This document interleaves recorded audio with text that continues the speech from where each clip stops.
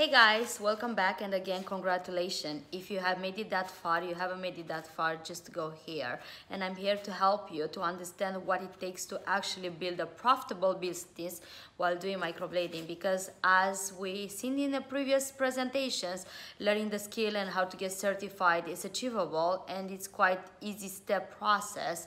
But how to actually build a sustainable business and how to make money through microblading and how to actually build your empire, that's another story, and we're gonna talk today about it. How to actually start your business in beauty industry and get your customers to pay for your bills. That's the topic that I'm gonna talk today. And whoever doesn't know me, I'm Irina Wynn, and I'm the founder of War Microblading. I'm a self-made millionaire under 30 years old. And again, I'm not here to brag it. I'm here to show you that it's achievable and you could always get it. If I made it from poverty and from basically eating cucumbers and tomatoes just for Christmas and Easter to basically scale a business that is a 7-figure in less than 3 months, I think it's quite achievable for you to be able to do it as well with microblading. And just stay with us, and I'm gonna show you step by step how you could do that too. I spent over $2 million in advertising in the past few years, and I scale a lot of other startup companies, and I work with some of the most successful entrepreneurs in the world, and I brought some of the best coaches that they are helping and empowering other women in different niches, and I basically partner with them because I wanted to be able to show you how it could be achieved by you and how you could actually build your own business. And I didn't want to show it just from my perspective. I wanted to show it from other different artists' perspective, and you're gonna see that there are different strategies, and everybody kind of like have the same question when it called us.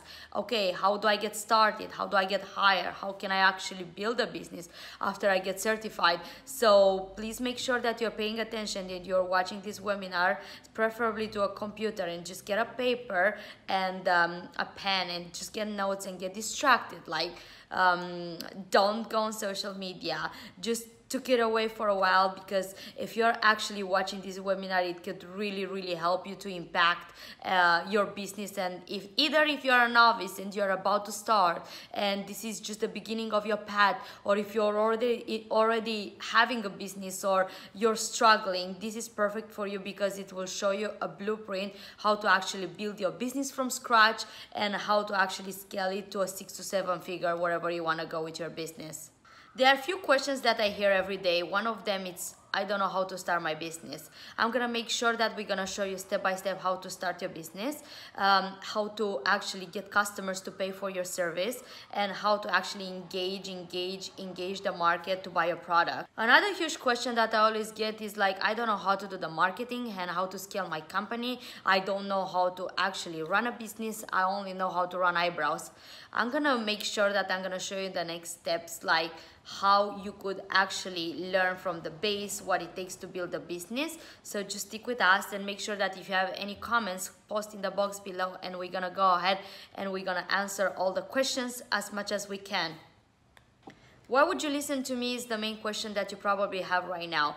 With zero having background experience in business and being a retired lawyer, yes, I'm a lawyer, if some of you don't know already. I studied law to realize in the graduation day that was not something that I want to pursue with my life, and I actually was very passionate about the beauty industry and about the business. So I basically learned everything from scratch. And why would you actually let me help you on your path is because I spend millions of dollars in advertising and in social media, and I generate over $3.5 million a year in sales just using social media and pretty much working remotely. So I just try to help you to scale your business and take advantage of the knowledge that I have in the market, because trust me, the beauty industry, when it comes to the online marketing and when it comes to social media, I've tried everything that I could, and I tried different promotion, different funnels. So I'm here to show you from my experience what it works and what actually doesn't work, and help you to figure out what's your niche, what's your ideal customer, and how you could make more money. We're gonna first start with some basic about how to start your company, how to actually get your legal entity off the ground, how to find the name of your company, and so on. And later on, we're gonna move forward about how to build your presence in social media, how to actually get customers to come back for your business, customer retention. We're gonna talk about how to build your team, how to manage your time, and how to actually work smarter than harder, because the myth of like working harder and harder, that's not gonna get you that far as a long run. It's gonna get you to move your business. And I'm not saying wrong. I'm not saying that it's bad to actually work hard. You should use both. You should work hard and you should work smart in the same time, just to double your productivity. I brought some amazing speakers in this presentation, so please stick with us, because you're gonna learn so much valuable content from them. One is Lena Elkins. She's a coach. She's an international coach and speaker. She was featured in Forbes, in Entrepreneurs, and a bunch of other publications. And then I brought Carrie Bentley. She has been featured in other publications as well, like Forbes, Entrepreneurs. She's big in the social media market as well, and we're gonna share some valuable content in the next few hours, so please make sure that you stick with us. We're gonna first start to talking about the topic how to build your business in social media, and actually how to break your competition around. And I always hear the problem that your next door competition, let's call her generical Jane, she charges less, then why should customer choose you? Well, customers should choose you based on the work that you're providing to them and the value that you actually bring to them. And we're gonna talk soon how to actually get customers to retain with you and actually build your database of the clients that they will come over and over and over again. Hey there, Lena Elkins, Millennial Business and Marketing Coach, and I want to welcome you to this course. I am currently recording this for you right now from Oslo, Norway, and I am so excited for you guys to be here. Now, in this first chapter, it's going to be a short one, but we're just going to be breaking it down extremely simply. What does it mean to have a business model? How do you formulate your business model so that you know that you're going to be hitting your revenue goals every single month? And that could be anything for you, right? That could be $5,000 a month, $10,000, $100,000 a month. It doesn't really matter, but it's actually extremely simple. So that's the first thing, the first myth that I want to debunk is that it has to be super convoluted, it has to be complex, it has to be confusing. That's absolutely not true at all. And what I'm going to do today is walk you through step by step how do you formulate a business model for you, especially if you're operating as a digital marketing consultant or building a digital marketing agency, which is what I had for many, many years. Now, it's actually extremely simple. You only need to find people who can, first of all, think about what's the total amount that you want to be making every single month. So let's say that that's $8,000, okay? If you make $8,000 a month, that works out to be a six-figure business, so that's pretty good, right? All of that means is, let's say, you need to have 4 different clients who are each paying you a retainer of $2,000 a month. Okay, that's really all that it is. And we're going to speak about this in a few videos down the road, but you could also have a variety of packages, right? You could have one package that's a monthly retainer of $1,000, another one that's $2,000, another one that's $5,000, $10,000, right? Whatever it needs to be. But really keep that in mind. So think about, given the amount that you want to make every single month, how many clients you need to be able to fit into those different packages, okay? And it's really not actually that hard to get these clients. I know that's what a lot of you guys are going to be wondering. How do I actually go out and find these clients who are going to want to work with me? And there are a few key points that I want to share with you. The first is understanding that people don't want to be locked into long-term commitments today, okay? If you look at gyms or any model like that, people want to be able to pay for 1 month and then leave if they want to. So that's a really important thing that you need to offer to your potential clients first, is it's a 1-month contract, no more from that. And what also I know has helped a lot of my clients get their first round of clients is saying, if you're disappointed after a month, you'll get your money back or something like that, okay? So that's a really easy way to get clients, is I just identify who is your target market, and we'll get more into that in a bit. How do you essentially figure that out? Who is your target market? Who do you want to be speaking to? How do you go out and speak to them in a way that's really going to communicate with them? It's going to the value that you're offering is going to resonate, and then how can you get them into those packages? So don't think essentially that you have to be putting in tons of time and energy trying to find these clients and have all these different crazy packages. Think about it. You could have one package within digital marketing, okay? Each one, let's say, includes, you're going to be managing their social media content, so their Twitter, their Instagram, their Pinterest, Facebook, things like that, right? Maybe you're managing their email marketing. That's another big thing. Maybe you're going to be making changes to their website. Obviously, the bigger the package is, the more different things and time commitment that you can include in that package. But it really is that simple, you guys. The business model is simple. Identify the number, the amount that you want to be making every single month, and then work backwards. So think about it right now. Again, if you wanted to make $8,000 a month, which is a six-figure business, all that means is that if you want to have 4 clients in your $2,000 package, that's it, right? All you need is 4 clients. It will allow you to work from home. It will allow you to travel. You don't have to be, location dependent anywhere. It really is that simple. So get clear now, you guys. How many hours are you imagining that you want to put into your business every single week? How much money do you want to be making? And then work backwards and then seek out your clients from there. So with that said, I hope you guys enjoy the rest of this course. I know that you're going to be getting so much value out of it, and I'll see you later. We're gonna, moving forward, talk about building your own strategy, what actually works for your market, what works for your niche, and what you should actually use, because there are like so many other ways how you could advertise your business, but it just depends on your market, on your demographics, where you're based, what kind of services you're providing. So we're gonna show you step by step how you could actually understand what's the right fit for your own particular situation. Hey ladies, Lena Elkins here, award-winning business and marketing coach and member of the Forbes Coaches Council. I am regularly featured in publications all around the world, from Forbes to Entrepreneur to Influensive, and I'm also an international speaker. What I really specialize in is helping my clients, who are typically all young, ambitious people, both millennials and people who work for corporations, truly understand what it takes to develop a magnetic brand that people naturally gravitate toward, and really implement marketing strategies that are going to pay off, that you're actually going to see a substantial ROI in. So that is kind of what I specialize in and what we're going to be getting into today. I am also a host of the Facebook group Millennial Go-Getters. It's a free community, and I welcome you all to join. The problem that I have with most marketers is they really tend to make marketing much more complicated than it actually is. When in fact, in my experience, the highest converting versions of marketing are broken down into these 5 parts: branding, social media marketing, content marketing, PR marketing, and influencer marketing. So again, there is so much that you can do within the space of modern marketing, depending on your business, your style, your time capacity, your budget, right? That can all play a role. But what I want to show you guys today is specifically what's working for me and for my clients, and I think that it's going to work for you guys as well. So first, let's talk about branding. Now, I think that there's a big misconception about branding, that when we think of branding, we just think of maybe a website's colors or the fonts that they use, when really it's so much deeper than just the external, right? It's so much deeper than those surface level brand traits.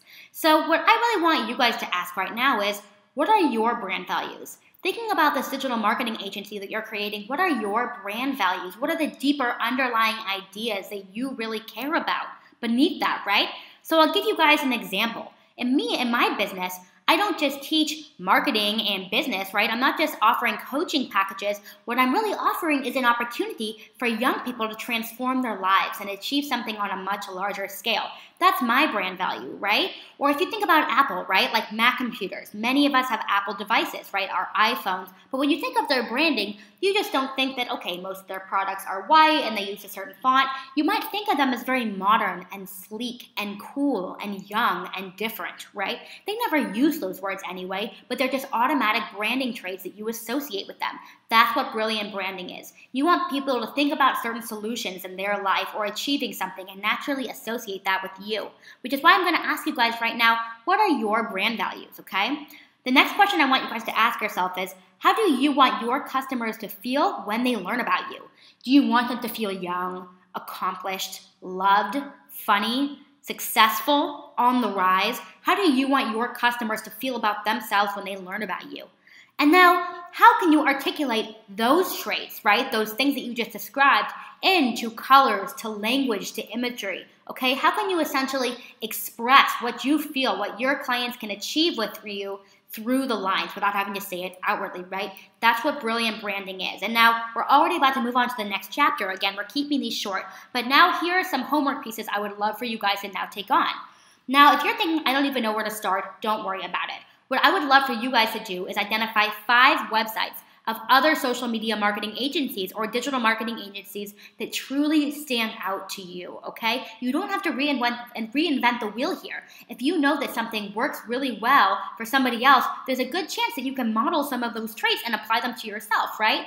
And also within this, be aware of colors, okay? And be aware of color psychology. So each color, you guys might not know this, actually represents and pulls out different emotions and ideas from people. So for example, when you see red, most people associate that with urgency. I need to act right now. There's an emergency, right? Whether positive or negative, they have to act now. Green, on the other hand, can represent 2 different things. Green can represent wealth and financial success, and it can also represent, environmental causes, right? And having a positive impact environmentally on the earth. So those are the 2 associations for the color green. I recommend for you guys also to study color psychology and see, depending on the emotions that color pulls out, do you want your potential clients to associate you with that? Maybe yes, maybe no. And then I'm already going to tell you guys to hit the ground running. Again, I'm a get stuff done kind of coach. I want to make sure that you can take these action steps and really see results right away. So start creating a website already. If you think, well, maybe I'm not ready for that yet, the truth is, you guys, there's never going to be a better time than not. Squarespace is the best place to do this in my experience. I think that WordPress can be very confusing for a lot of people. Start with Squarespace. They have beautiful built-in templates. It's very affordable, and this is a great place to start building out your customized website that you're going to be using from this point out. So you guys, with that said, moving on to the next thing. Social media marketing. So essentially, the idea of social media marketing is growing your brand's reach and exposure on social media, right? Whether that's Facebook, Instagram, Twitter, Quora, Pinterest, could be a million different things, right? But social media marketing is going to be crucial for your business, specifically for those of you who are already working in the digital marketing space. This is the agency that you're building out, and people will probably question, if you have a digital marketing agency, but you're not focused on your social media marketing skills, then there's kind of a gap there, right? Which is why I think that social media marketing is really at the crux of all of this. So here are some initial questions to start asking, because the ultimate goal of social media marketing, of course, is to reach your ideal target customer. That is the goal. So what you need to start asking yourself is, what are the right social media platforms for your audience? Thinking about, and really ask yourselves, you guys, who is your audience? What's their age, their gender? Where do they live in the world? Are they married? Do they have children? What's their socioeconomic bracket? Ask yourself all these questions. Are they employed? Are they entrepreneurs? Who are you targeting? And what do you think are the right social media platforms for them? And now ask yourself, what kind of content are they consuming on those platforms? Do they like to watch videos? Do they like photos? Do they like to click on articles? What are they really enjoying? And what are they looking to have more of on those platforms? So I just want to give you guys an example to answer these 3 questions.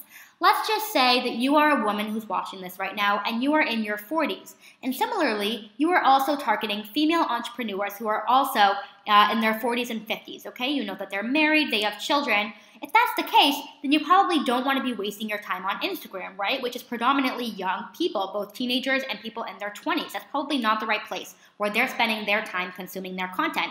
Instead, Pinterest might be a really good option for you, because if you look at the statistics for Pinterest, you will see that the vast majority of them are middle-aged women with children who are looking for probably topics that you can then speak to. So if you know, let's say that your target audience is a 45-year-old woman who has 3 children, right? And you are somebody who has a digital marketing agency and she's an entrepreneur trying to start her own business, maybe what kind of content can you share on Pinterest that can help her move her business along, right? Could you make maybe an infographic for her that explains 3 tips of digital marketing? Could you have 5 digital marketing platforms that every marketer should know about, or something like that? Really ask yourself, what kind of content are they really looking to get more of?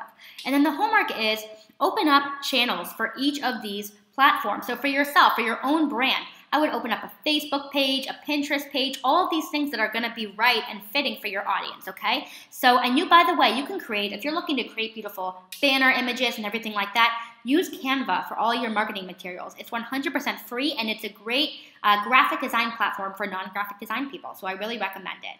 And then once you have those platforms up and those accounts open, start having your network follow you, okay? Many people undermine this, but it's true that in the beginning, the people who are going to believe in you and your new business the most and who are going to listen to you and want to support you are the people who already love you. So instead of right off the bat trying to attract all of these strangers who don't even know you, really rely on the people who already want to support you and who you're close with to be your initial followers to get that momentum going.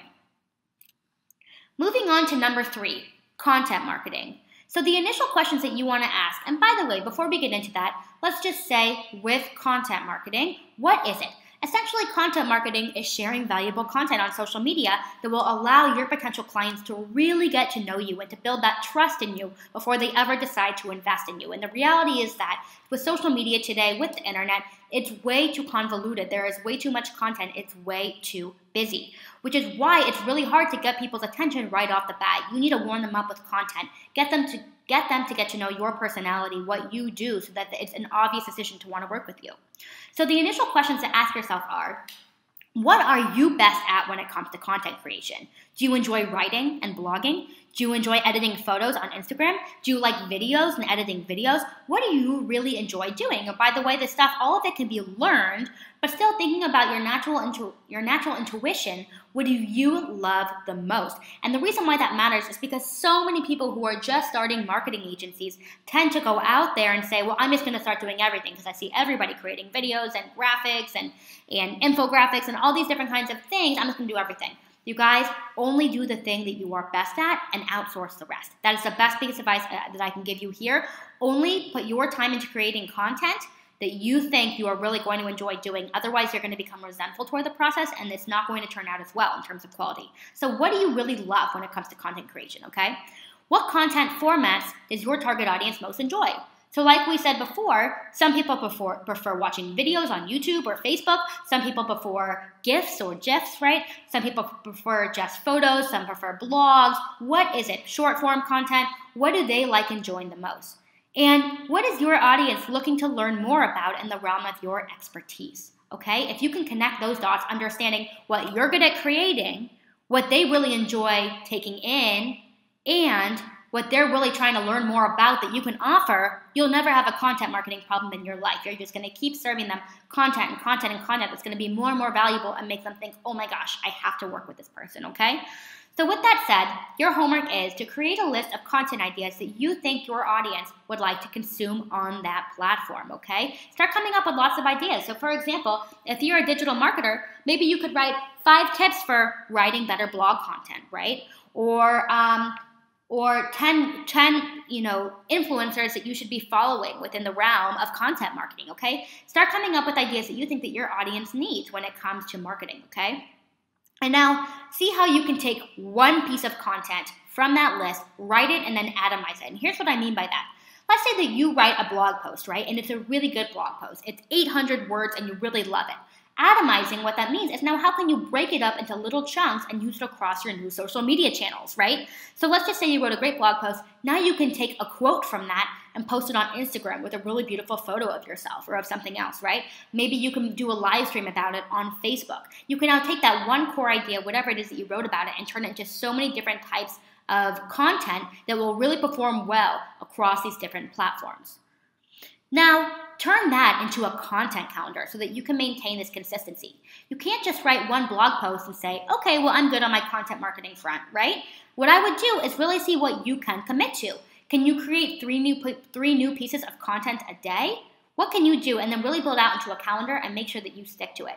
And by the way, on the content marketing front, if you're wondering, I don't even know what to create, I don't even have any good ideas, here's your easy solution that you guys can do in the next 10 minutes.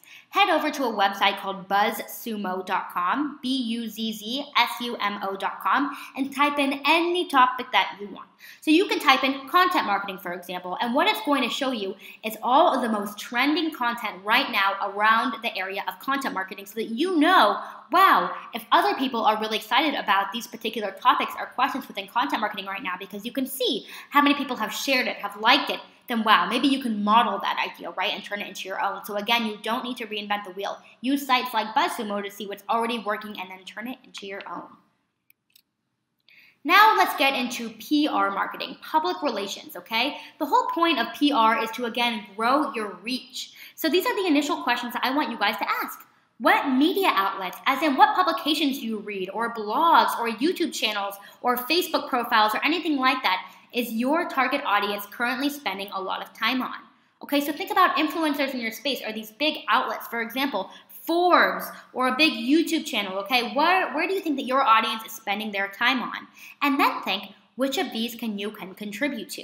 And the reason why this is so valuable, you guys, is think about it. If you can write an article and then get it published, let's say in Mind Body Green, or a publication where your target audience is, right? You have suddenly hijacked this huge audience. Most of them have hundreds of thousands, if not millions of readers every single month, okay? So if you can just get featured there, there's some awesome PR work on your front, okay? I know a lot of people like to hire PR firms, but I believe that when you're just getting started, this is absolutely something that you can figure out on your own, okay?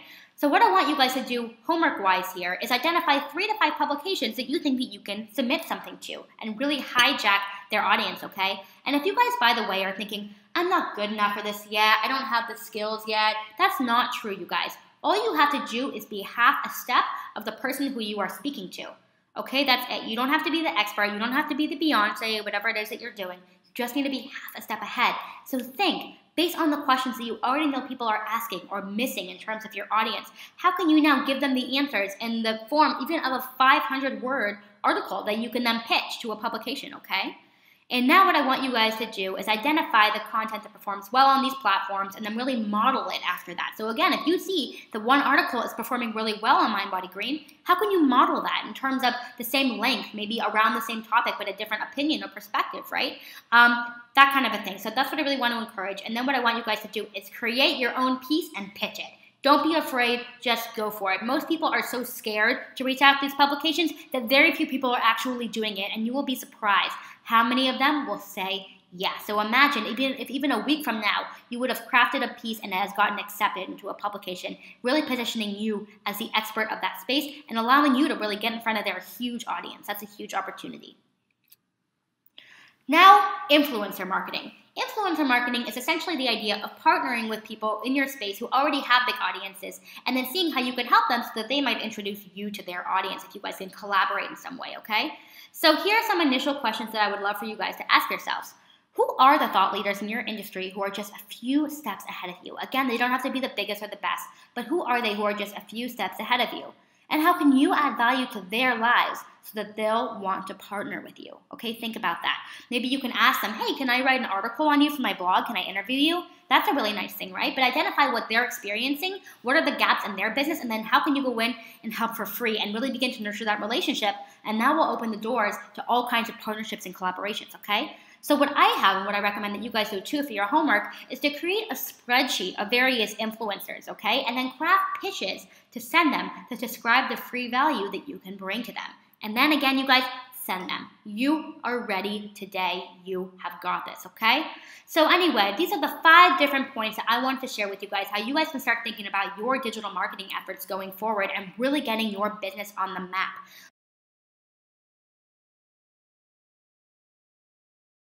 We're gonna, moving forward, learn something about marketing, how to actually build a sales letter that is gonna sell, and we're gonna learn how to actually acquire customers and how to actually build an audience in Facebook and an online market. So if you're with us till now, keep staying with us because we're gonna share more and more valuable content and how you could actually use those simple steps in order to impact your business and get more customers. And I am so excited for our chapter today, which is talking about how do you put together a good promotion for your business? Now, I think that the first question that we need to ask is, what is a promotion to begin with, right? And in my experience, a promotion is essentially any time where you're putting the spotlight on one particular product or service that you're offering.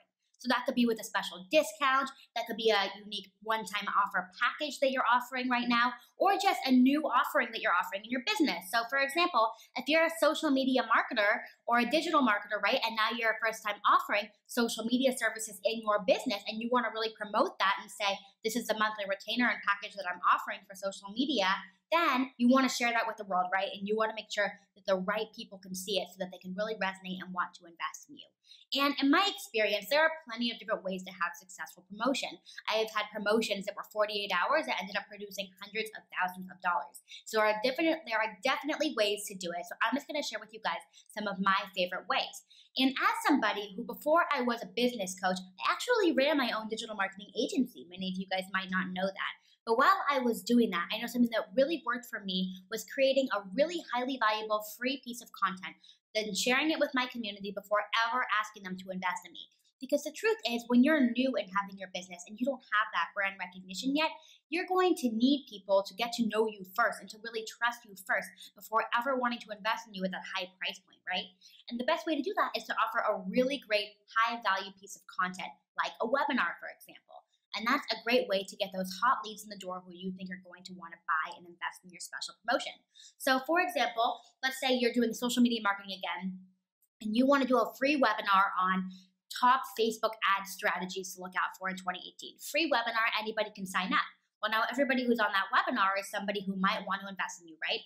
And when you get to the end of the webinar, you can offer your special promotion that if you invest while we're on live, then you're going to get this special deal and it's going to be great. So that's one way that's really, really worked for me is through webinars, you guys. All right. And something else that I want to share is, of course, this isn't even saying sharing it on your social channels in general, right? So this is aside from the actual strategy, but of course, no one's going to know that they want to invest in you if they can't find you, right? So be sure that throughout integrating these strategies, you're showing up and you are really sharing this content on all your social media platforms and channels like we spoke about in the previous chapter. Now, the next thing that I want to talk about is Facebook ads. And the power of Facebook ads is crazy because their targeting is so highly advanced today. So whether you want to promote your specific promotion right off the bat, or you want to direct them to sign up for your webinar, Facebook ads is a really great way to do that because, again, they're so clear and specific with who they're targeting. So you know that every single person who's going to click on that landing page and opt into your webinar or click to learn more about your new promotion is going to be legit. So you guys, I know a lot of people are scared in the beginning to waste money on Facebook ads. You can invest for as little as $5 a day, and we're going to be talking more about that actually in a future chapter. But Facebook ads is a great way right off the bat to start getting that traction and really hit the ground running. Now, another thing that I want to share, this is more unique, but something that's really performed well for me, is running contests. This is a great lead generation tactic. So if you're running a promotion, for example, again, you're going with the example of social media marketing, right? And you're saying, I'm offering this new social media package, and you know what? I'm going to run a contest, and I'm going to give the package to one person for free. Guess what? Hundreds, if not thousands of people could potentially opt into that challenge, right?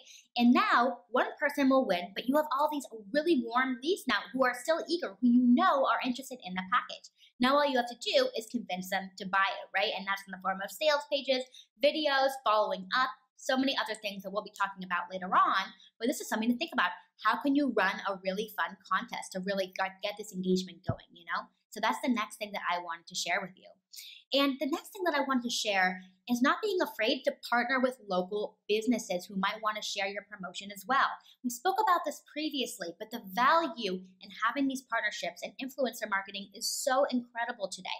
Now think about it. Again, if you're a digital marketer, maybe there are other digital marketers or coaches or consultants in your space who you can partner with and say, hey, would you mind helping me share my promotion with your existing audience? And in exchange, I'll give you free consulting or something like that, right? Again, how can you constantly be nurturing these relationships? Because if you really want a promotion to be successful, most of the time, if you're new, you don't have that big of an audience yet, right? So you really want to make sure that you are stepping out and you are really thinking about who else you can partner with who can now share it with their people. So I just want to run through those with you guys again so that it's really, really clear. The first thing, I'm just looking at my notes here, as you guys can see, the first thing is being really good about being consistent. Whenever you have a promotion, be consistent with sharing it every single day. Another thing that's really important for you guys to realize is some of my clients will sometimes come to me and ask, well, you know what, Lena, I published about this new promotion that I have on my Facebook one time, and that's it. Nobody really responded. But what you guys have to realize is that social media has so many distractions today, right? It's crazy how many distractions there are. So most of the time, somebody didn't really see it, right? And you actually need to share it in the same places in different ways over and over and over again through storytelling, by being very enthusiastic, by sharing testimonials, right? By showing your true brand values and personalities, which we spoke about before. Constantly showing up on your social media channel and doing that. Guys, I cannot emphasize this enough that even though I know sometimes it feels like nobody's looking at your stuff, people are seeing it. So don't stop and keep showing up every single day. That's the first thing. The second thing is don't be afraid to offer that free, highly valuable piece of content first to really get them engaged and prove your value before they ever choose to invest in you. There is so much competition out there today, friends. There are so many distractions on social media. The best way to get them is to get them in by getting their trust first with a free piece of content. Again, it could be a webinar, it could be a video training, it could be a quiz, it could be a free workbook, it could be so many different things. And speak to me if you want help finding those ideas. But there is so much that you can do in that realm. So don't be afraid to share the free piece of content and then collect the hot leads from that who will want to invest. The next thing again is the contest, right? Don't be afraid to have these contests. Make it fun, make it engaging, and really get these leads in the door easily. So that's another great way that you can do it. The next thing is Facebook ads. Don't be afraid to invest in Facebook ads. This is one of the fastest ways that you can start generating the most relevant leads possible. And then the next way, of course, is partnering with local businesses. That is so valuable. I honestly cannot tell you enough how valuable it is to be able to really kind of hijack these other audiences. And you know what, you guys? Now that I'm thinking about it, I'm going to throw a bonus at you. I know we spoke about it before when we talked about PR marketing, right? But the value of getting featured in various publications is so incredible and powerful today, right? So see where you can get featured in a relevant publication where you know that the people who are watching it are actually potentially your ideal customers. Like, let's say Social Media Today could be a really great place for you to write an engaging, highly valuable piece, but then insert about your promotion, right? Give them some hints. And if you follow each of these strategies, guys, you will have hundreds, if not thousands of leads who are ready and excited about your promotion. And this is a rinse and repeat strategy. So now you can take this and apply it to all your promotions from here on out. If you have more questions about this chapter, if you have specific things you want to run by me, email me, lena@lenaelkins.com. And yeah, I'll see you guys there. Hope you enjoy.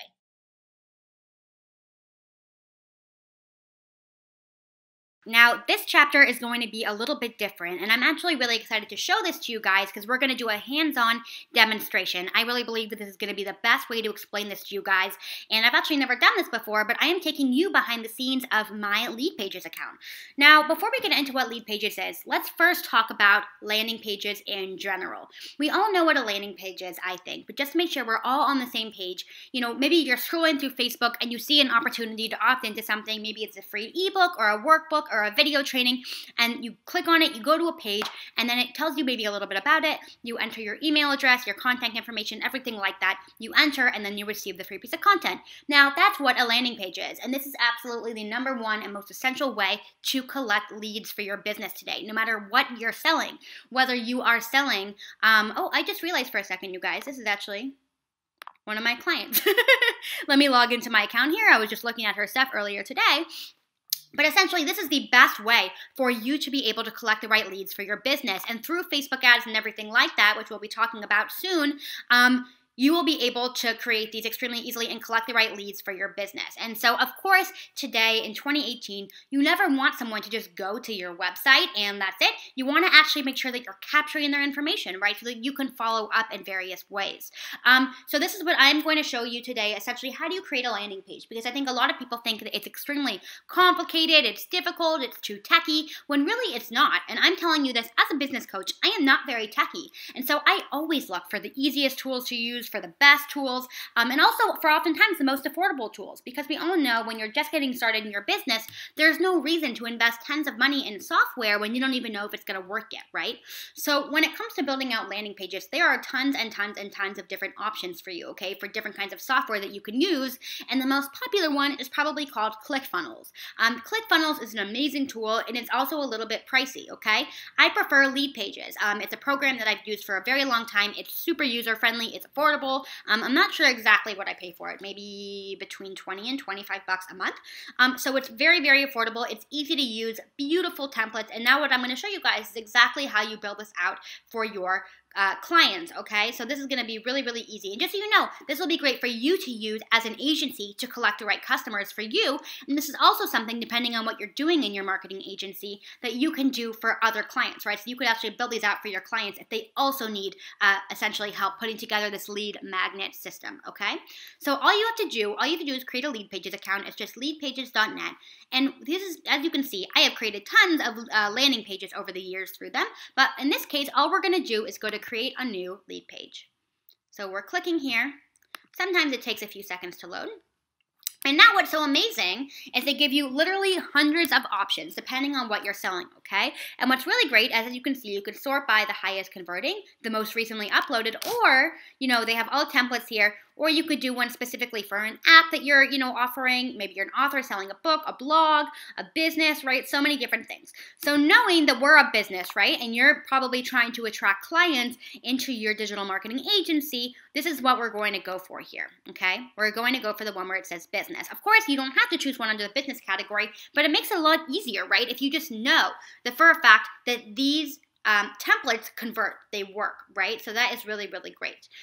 So for example, let's say that you are doing a webinar, okay? You're going to do a webinar for, which we spoke about webinars in another chapter. If you haven't seen that yet, look out for it. But let's say that you're going to do a free webinar where essentially you are going to be telling business owners, here's what you have to be doing digital marketing wise in order to grow your business in 2018. It's going to be a free webinar, and that's what you want to offer. Now, this is a really great way if you want to collect those potential leads, those business owners, right, that are going to potentially want to work with you. This is a really, really great template. So let's just go in. I really just chose this at random. You could choose any of them that you want. But here we're just going to go in and do this. Give it a second to load. And actually, while that's loading, what I'm going to show you guys, just because we're here, I'm going to show you what my most popular landing page looks like. So while this is loading, we're giving this a second.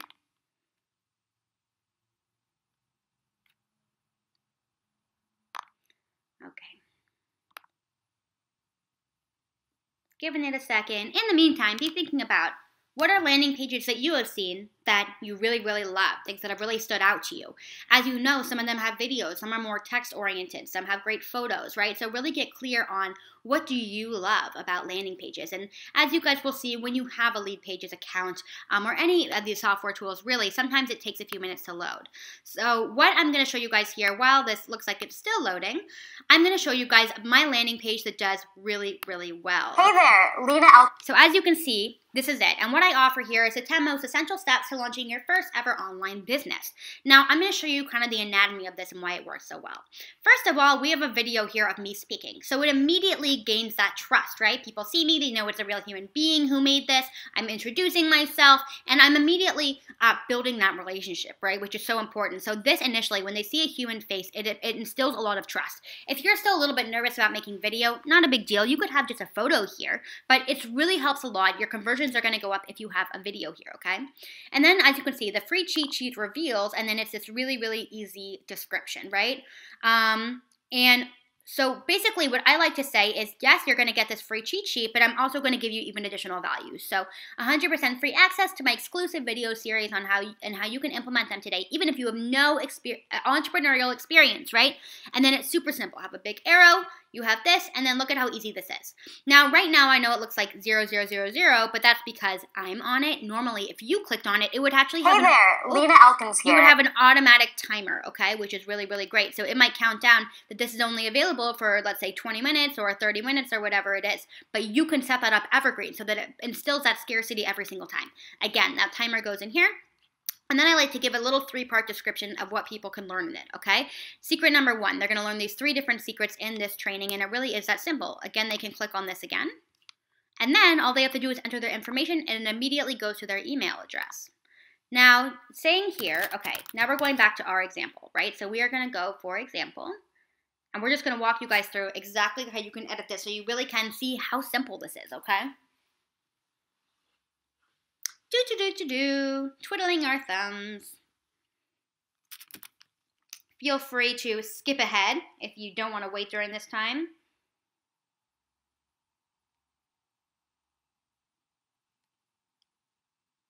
Okay.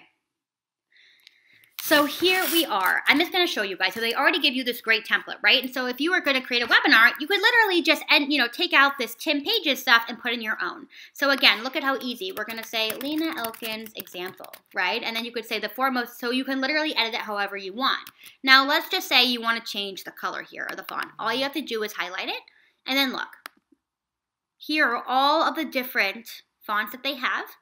You could make it bigger, you could make it smaller, you could change the color. It really is that simple, okay? That goes for all the text. So again, all you have to do is highlight it and go from there.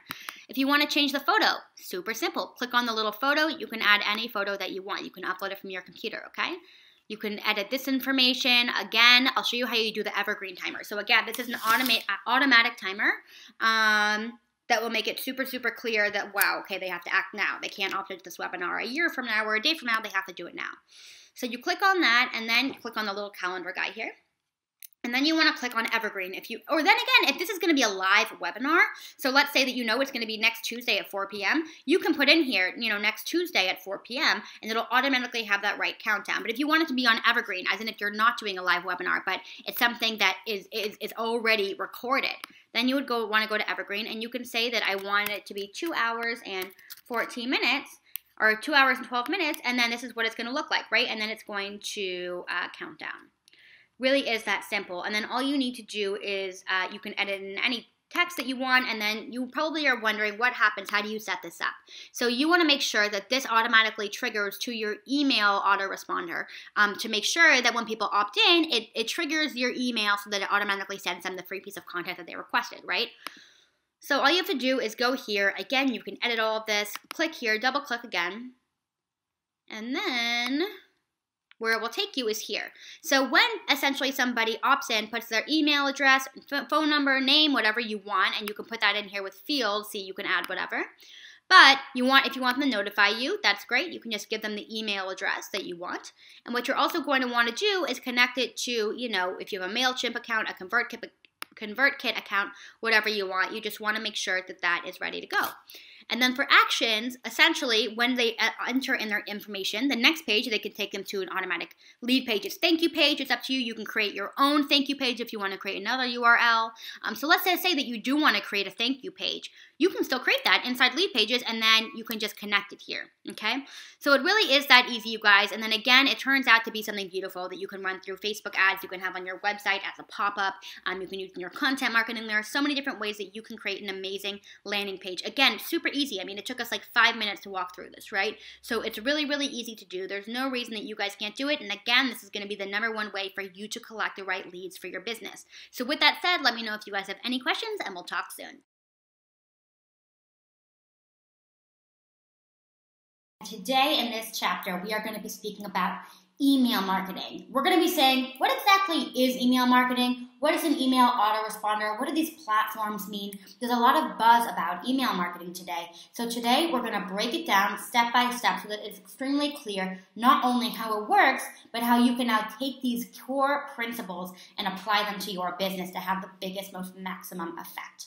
Now, first of all, what is an email autoresponder? We all know what they are. You probably just don't know the term to associate with them.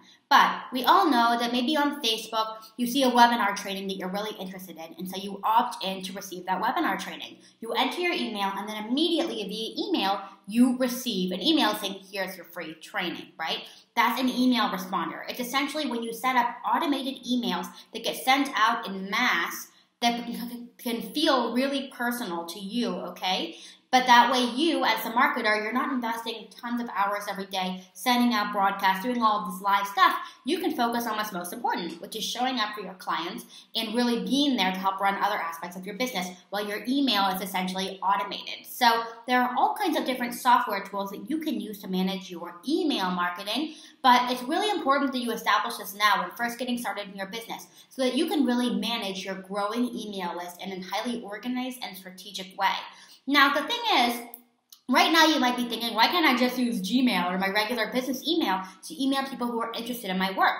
Well, the reality is it's just not scalable. You need a place to manage a robust number of email addresses and organize them in very clear ways. So let's say that to half of your email list, you only want to share one message, but to the other half, you want to send a different message. That can all be clearly tagged and organized through email autoresponder platforms, okay?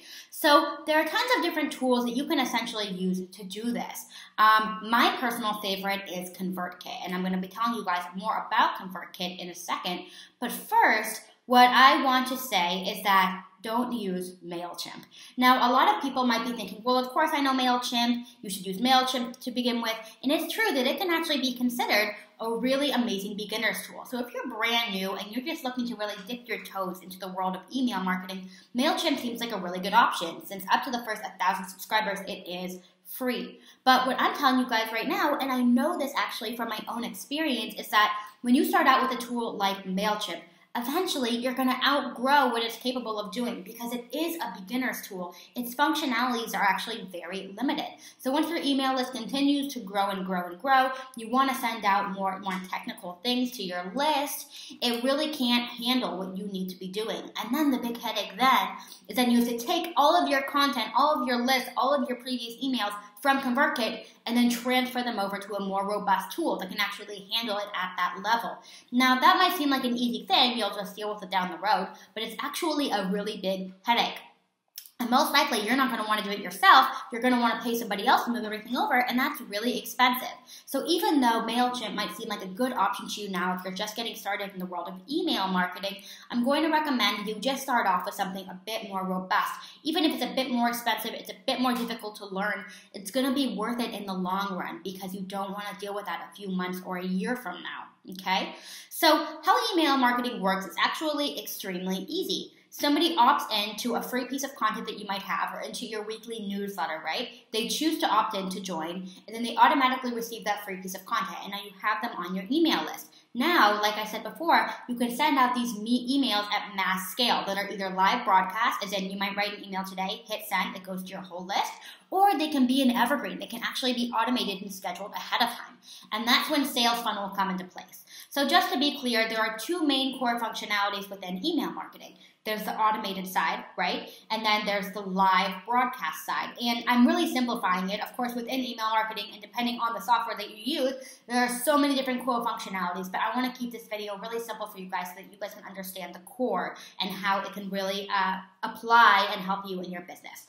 So on the live broadcast side, all that means is exactly what I said. You go in and you're going to email your list and you're going to see new live training that I just created on how to achieve this and this and this. And you can just write it out. You can add everything you want, images and all, right? And then you hit send and it will go to your whole list. That's called a live broadcast. But what's so amazing about these email tools is you could actually build out full-blown sales funnel email sequences in them that are automated. So let's just say, for example, when looking at your whole funnel, you're trying to sell one of your social media marketing packages, okay? And you get the lead first because you have a landing page on Facebook that essentially says, opt in here to get my free webinar on how to use social media to grow your business. That's how you capture that lead, right? And then automatically when they opt in, your email responder sends the email with the free training linked inside the email. Now, that's not where it ends though, because throughout the next week and a half or 2 weeks or a week or however long you want it to be, they're actually receiving automated emails from you that are scheduled out accordingly that are going to lead them toward the eventual sale. And you saying, hey, did you enjoy this training? Did you enjoy my content? Do you like me as a marketer? Then great. Go ahead and keep investing in me by signing up for this program, okay, or for this package. And you can literally set that up so that every single day you can schedule it. So, okay, 2 days from now, they're going to receive the next email. And the next day at this hour, they're going to receive the next email. So it looks like they're coming live from you, but in actuality, that's not the case. In actuality, you are having the opportunity here to speak to them on a really intimate level, but really you don't have to lift a finger. And that's going to free up so much time for you to essentially be with your clients, work on other aspects of your business while your email marketing and your list is growing nonstop on its own. So really quickly, what I'm going to do now is we're just going to pause this and I'm going to take you over to my responder and I'm going to show you exactly how I use ConvertKit to send broadcasts and how to actually also build out these full email sequences so that you guys can see it in real time. So I'll see you guys in a sec.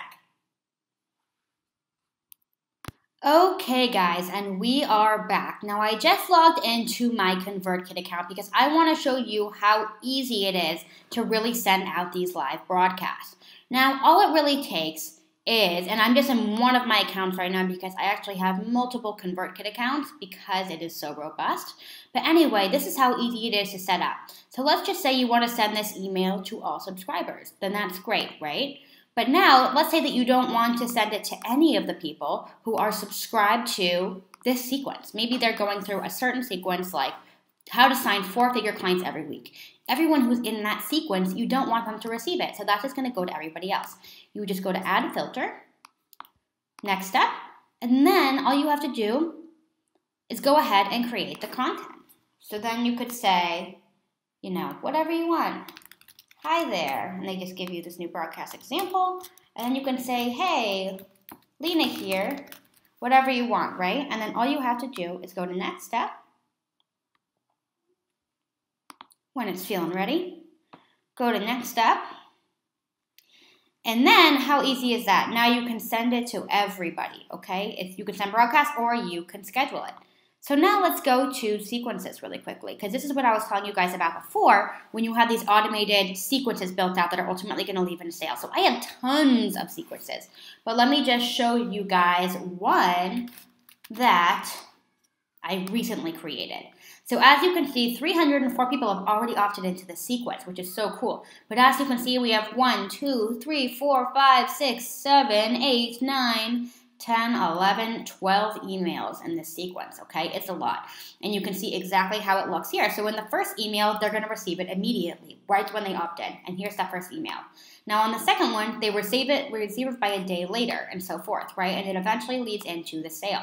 But I don't manage any of this on a day-to-day basis. It's all automated. People can click on things on their own, and it seems like it's coming from me live, but it's actually not, okay? So that's how easy it is. And then when you get into automations, you can link different things to different things. So I'll just show you an example with the rule here so I can show you what this means.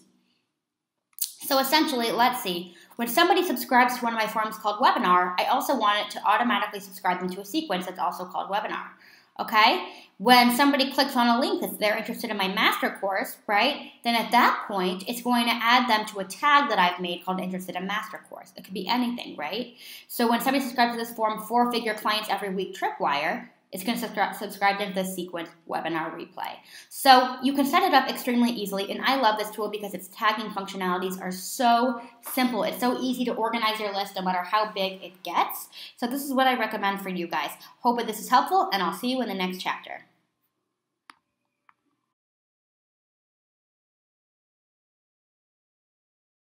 We are going to be walking through step by step how to get 1,000 email leads for $100 with Facebook ads. Now, some of you might have had experience with Facebook ads before, some of you might have not. Maybe some of you guys have played around with other new ad platforms like Pinterest or Twitter or LinkedIn.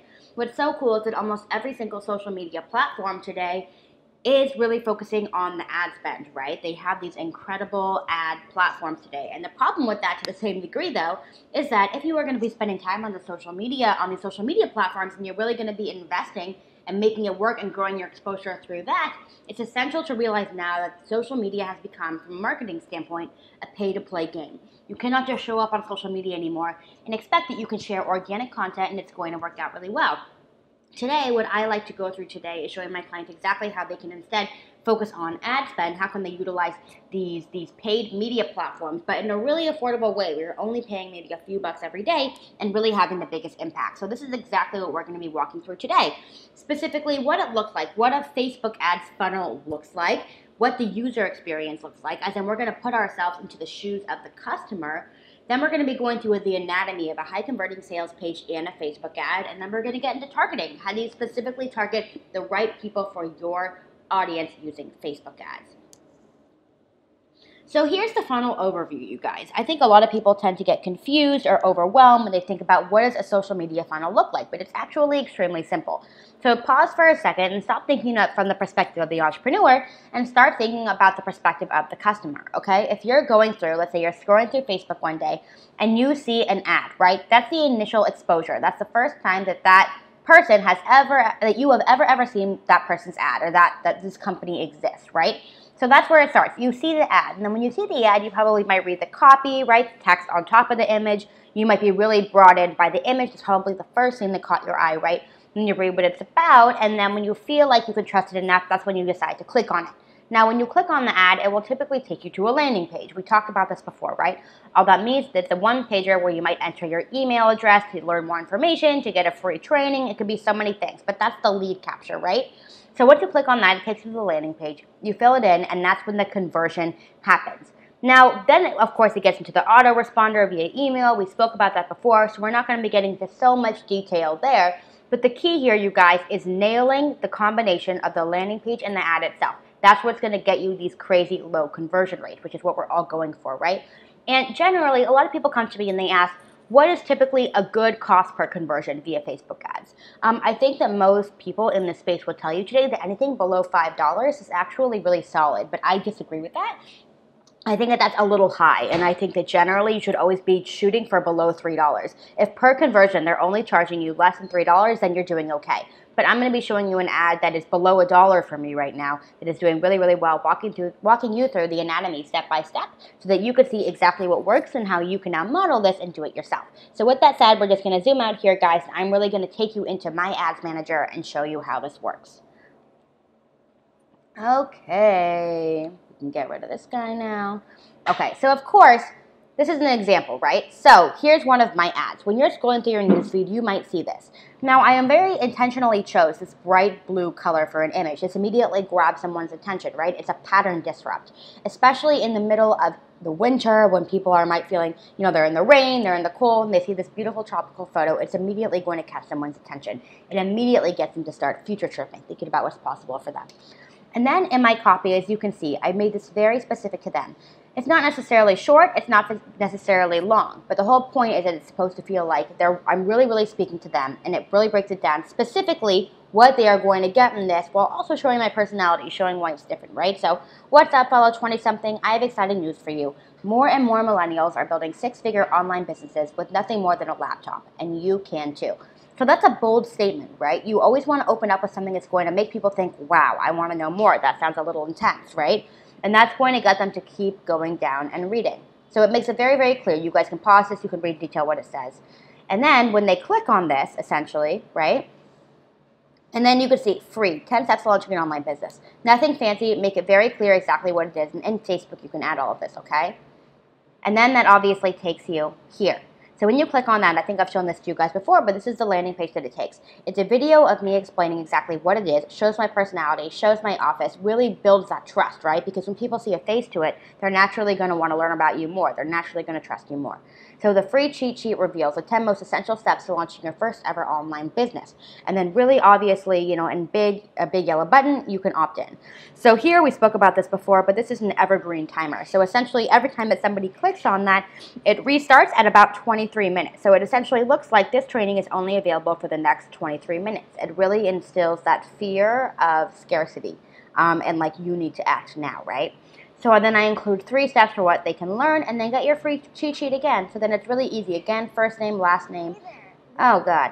We don't want that to happen. So anyway, that is essentially the entire landing page, okay? But this isn't really the big part. Yes, this is important, and I want you guys to really walk through this and feel free to model this, okay? With everything from the video on the left side to the button to this text to the, you know, the training with evergreen timer, with the secrets. Like, feel free to model this because this model works really, really well for me. And I've tested 1,000,001 different landing page styles, but this works really well. Now what I want to do, so we saw this ad, right? But now I want to show you guys specifically how I set this up so that you guys know how to use it yourself. So here we are. So I'm inside my ads manager, as you guys can see, right? They're just showing from January 1st to 2nd. This is what's going on. But now, so this is the ad, you can see. And now we're going to go in and edit it, and I'm going to show you guys exactly how I built this out. So let's start with the campaign.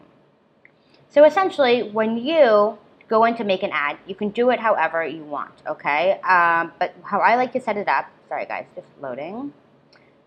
Okay. So you go into your ads manager. Just so you guys know, if you're going directly from Facebook, all you have to do is go here, here, create ad, and it'll essentially take you to this page, okay? So then you're here. So now you can see, essentially, this is the website that it sent. So basically, they're only going to charge me. This is the first question, right? what website do we want to identify so that we know when to charge you, aka the conversion worked. So I send them to my thank you page, right? Because I know that if somebody lands to my thank you page, that means that they converted, they entered their email address, which directed them to the thank you page, right? And then it took them here. So then that's when Facebook knows how to charge me. So I put that there. And then I decided I'm going to do $20 a day right now. Okay, it's up to you. The smallest amount that you can do per day right now is $5 with Facebook ads, just so you guys can know. And what you can do is you can have it be running forever, or you can pause it. So if you want to test it for 3 days, pause it, see how it does, you can absolutely do that, okay? And this is when it tells you, you know, given this budget, this is what my conversions have looked like. They've only gone up, so we know that that works well. So, okay, and then here is where my targeting comes in, all right? So I'm just going to go into edit here for a second so you can see. And what's really cool is you can save all kinds of different audiences. So let's say for one ad, you're targeting women in their 50s, and then for another ad, you're targeting men in their 30s. You can save 2 different audiences so you know that you're only targeting those right people, okay? I don't know why you would do that given your business. It seem like very 2, you know, different target personas, but this is the way that you could do it. So then, how I wanted to do it is I wanted to add in all these locations. So you can add what countries that you want to target people in. These are the countries that I typically target. Ages, 24 to 33. That's what I choose to target. Men, women, all English, easy, right? And then this is where it really gets cool, is you can type in anything that you want here. Anything that anyone would have possibly mentioned that they're a fan of on Facebook, you can type in. So it will literally show you that for social media marketing, which I target social media marketers, 9 million people have listed that as an interest of theirs on Facebook. So that's going to target a lot of people, right? Like Ramit Sethi, Ryan Dice, you can type in specific influencers like Marie Forleo, Gary Vaynerchuk, or you can just say people identify themselves as freelancers. Great, 15 million people like that. And you can add as many as you want, okay? Then typically how things get to, let me see this for a sec. And then what you can also do is you can create a custom audience or a lookalike audience. Now, I run this for some of my ads, but I'm not doing it for this right now. But essentially what it is if you have an existing email list, okay, you can actually upload that email list here to Facebook. You can download it from ConvertKit or whatever email autoresponder platform you use. You can download it and you can upload it here, and then it's going to identify all of those people and target all those people who are already on your email list, plus a lookalike audience potentially. So you can set it up so it'll identify people who look like those people, who have listed the same interests, who are in the same age demographic, and target them as well. So that's also extremely useful. That's easy to set up here. So as you can see here, here's a little overview, right? The country, potential reach, you guys, per day, given all the things I listed for $20, 79 million people have the potential to see my ad. That's amazing. The goal, you guys, here is that you want this to be as big as possible. You want this number to be as big as possible. Interest. You can see I've listed tons of interests. Scrolling down, and connection type. So this is really cool. So let's say that you want to target people who have liked a certain Facebook page, people who have liked your page, a different page, whatever it is. You can add that here, okay? So, as you can see here, again, here is the overview. You want this to be as broad as possible, okay? Edit placements. I typically, okay. Scrolling down, I just want to make sure that I show you guys the most important things here. So you guys, this is essentially it. This is the anatomy of a high converting Facebook page. Or, sorry guys, let me actually go in and see if I can show you. Okay, sorry, forgot this part. When we go in here, nope, we want to see the images, everything like that. Okay, here we go. So as you can see, it was really easy. All they want you to do is upload the image here, super simple. You put in the link here, which is essentially to the landing page, right? And then this is where you can add an tag. So this is where I said, what's up, fellow 20-something? I have exciting news for you. What you can do here as well, you can get emojis up in here. You can do all kinds of fun stuff to really, again, have that pattern interrupt, right? Make it stand out for people. And that's it. And then you can see what your call to action is here. You can say send message, contact, donate now. I just have download. It works really, really well for me. Be your own boss. Here's how. Look at how easy that is, right? And this is how it turns out looking. And what's also cool, just so you guys can see, if you want to know, let's say, how this ad is going to look on Instagram, right? Because you're also going to be running this on Instagram. So easy. All you have to do is click here. Oh, wait, sorry, guys. So this is what it shows you here, what it looks like on mobile newsfeed. So if you're on an iPhone, this is how it's going to look. Let's say we want to see how it looks on Instagram. Now it's going to show you how this ad looks on Instagram, right? Which is really, really cool. On the right column, it'll show you on the right-hand side what it will look like there. So it's really easy to manipulate, and it's also really easy to test. It'll essentially show you how how it's going day to day, and you'll see it changing. So you can always go in, adjust, add new things, add new targeting methods, everything like that. It's really easy to manipulate. So if you guys have any questions about this, let me know. But this is essentially the anatomy of a really high converting sales page, or I'm sorry, Facebook ad, and it's not as complicated as you think. It starts out here, right? Make sure that it's a pattern interrupt. It gets people engaged. It's not too short, but not too long. It's very clear what it is, right? Your targeting is on point. It takes you to this landing page. Conversion, bada boom, bada bing. That is it, friends. So with that said, hope this was helpful for you, and I'll see you in the next chapter. Bye.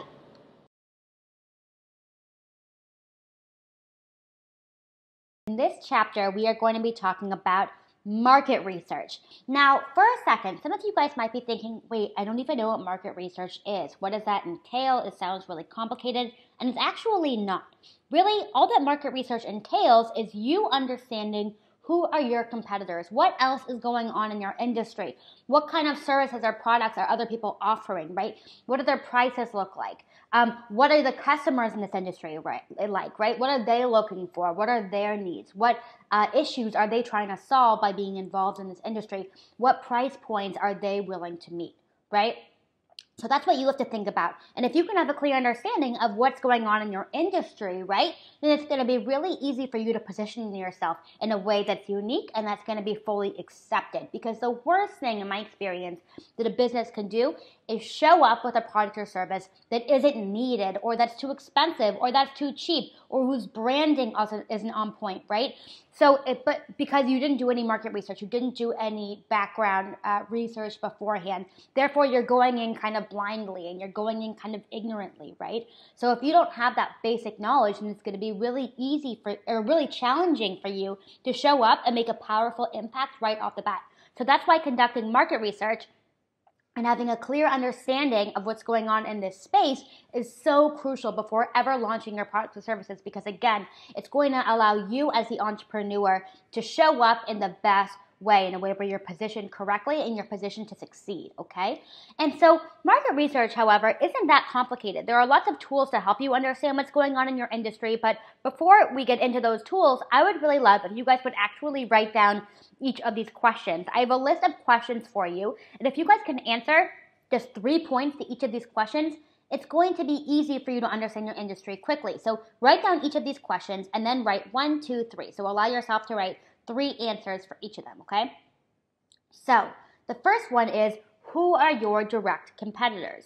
Now, if you're a digital marketing agency, these could be people who are already in your industry or already in your local area, right? This could be people online. But who do you know are your direct competitors? And if you don't have any competitors, then that actually might be a red flag, right?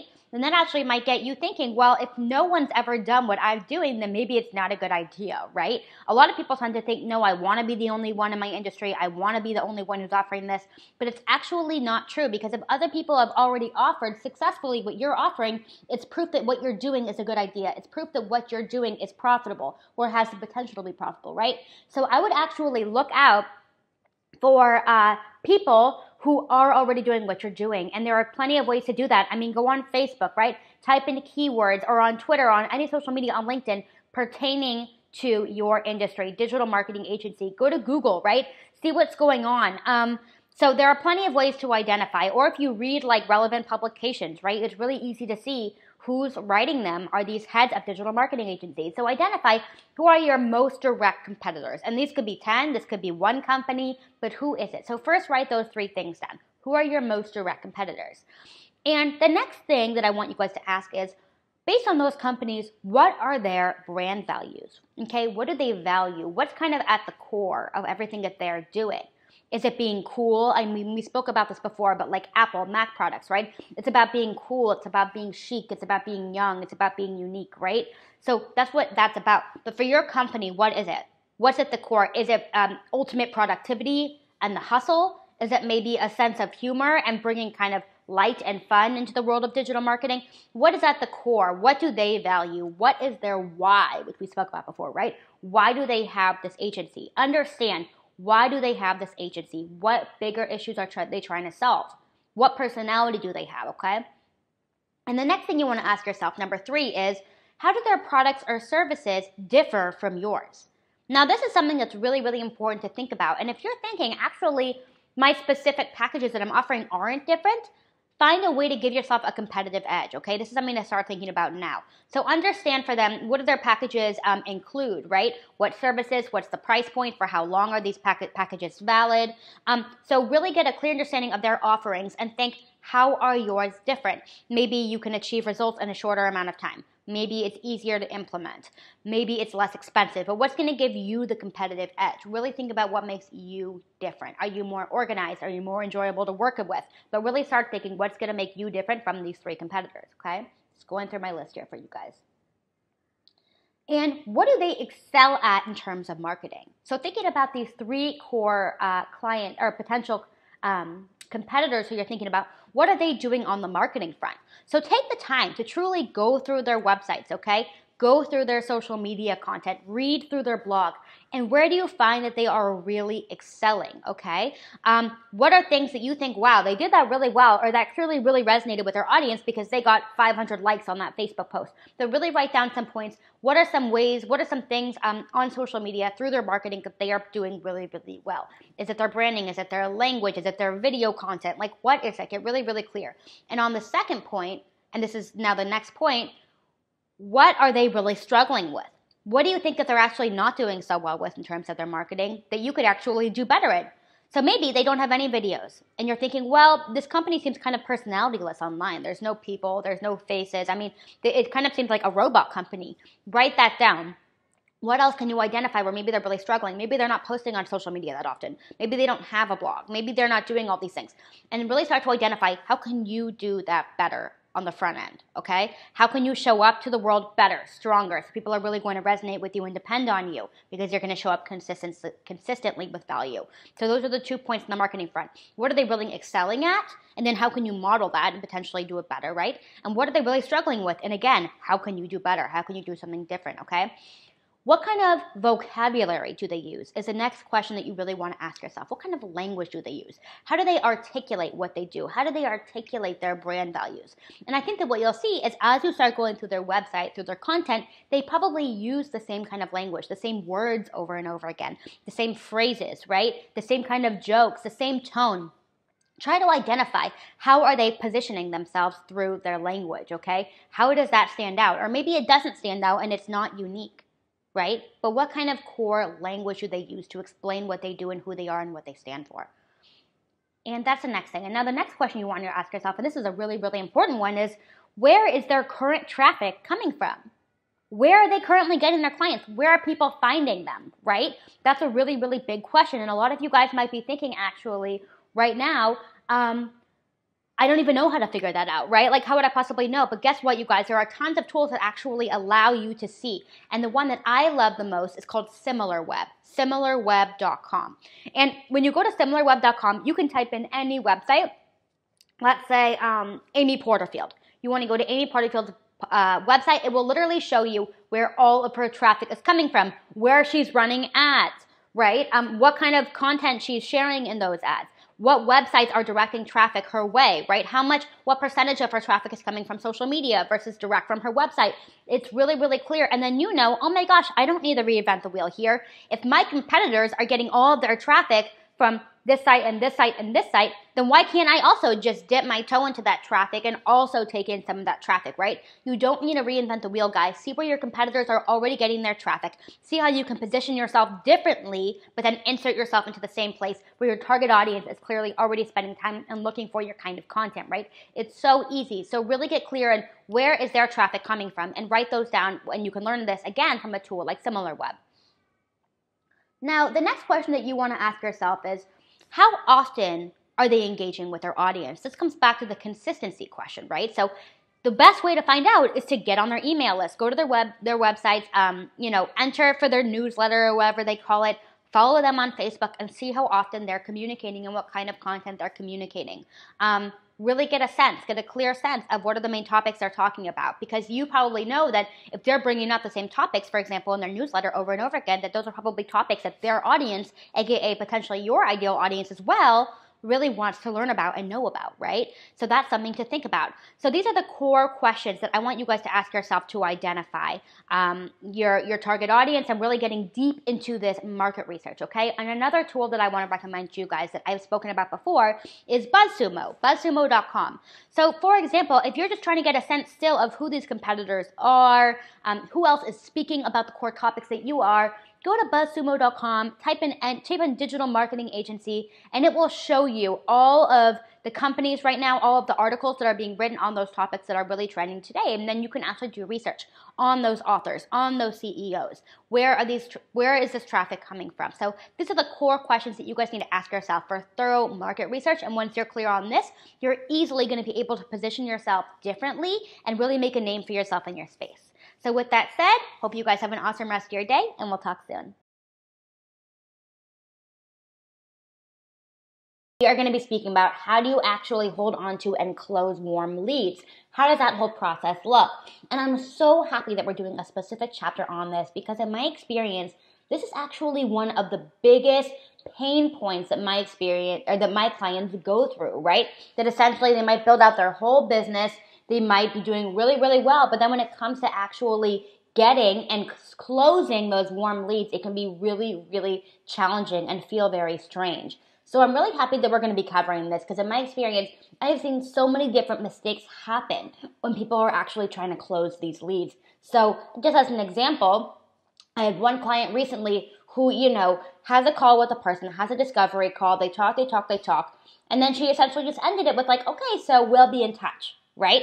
But then guess what? She didn't end up hearing from that client for weeks to come, and she didn't close her, and it was really very disappointing, right? It can be a big letdown when you put so much effort into getting these leads, into getting these warm leads, and it's so exciting, right? You feel like you're finally about to sign your first clients, but then for whatever reason, it falls through the cracks. So that's what we're going to be essentially tackling today. How do you navigate this situation? I'm going to be telling you guys exactly what I do in my business in order to not only attract, but hold on to and then close those warm leads. This is the same strategy that I teach my clients, so you guys will be able to apply this to yourselves as well, and it works really, really well, so be sure to pay attention. Now, the first thing that you need to realize is that you need to be positioning yourself in a certain way. And the more that you position yourself as the expert, right, as the elite, expert authority in your industry so that they feel like, wow, it's their lucky day to be able to work with you, it's going to make this whole process much easier for you, right? Because there's not going to be so much of this back and forth of this, I don't know if I want to work with you, whatever. It's going to be like, wow, clearly you're the authority in this space, and now it's going to be easy for you to be able to assign them because they're already so excited about working with you, right? So that's what we need to do here. Position you as the expert, as the authority in your space. And the first step to doing that is actually having an application process when people want to sign on to work with you. Now, essentially what this looks like is if somebody is interested in working with you and paying for one of your packages, whatever it is, and this might differ depending on the structure of your business, right? But they can't just sign up, or they can't just get on a call with you and talk about it and then they're in. No, they actually have to fill out an application to prove themselves essentially to you that they are worthy of your time, that you really know and trust that they're going to be putting their all into the program, into working with you so that they'll get the best results possible. This essentially qualifies them for you so that you know that they're high quality leads and they're not going to end up wasting your time. Now, this is another mistake that I see a lot of people making essentially is they end up giving so much time to a potential lead. So many phone calls, so many questions answered. Before you know it, weeks or months have gone by and the person still hasn't closed. We don't want to be dealing with those time wasters, right, guys? Because a lot of you, what you will end up seeing if you're building out a digital marketing agency is that these people actually, I literally just call them time suckers. They're people who want to get on the phone with you and pick your brain, but never actually end up working with you. Now, we want to eliminate all of those people and make sure that these leads are really legit.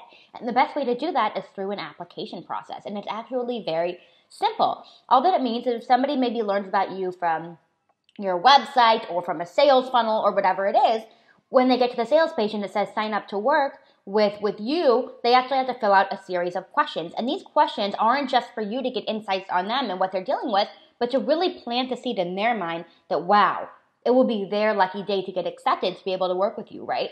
That's what you essentially want to do. And you can do that by asking questions in this application like, what were your biggest accomplishments in the past year? Really get them to think, wow, how can I now prove myself?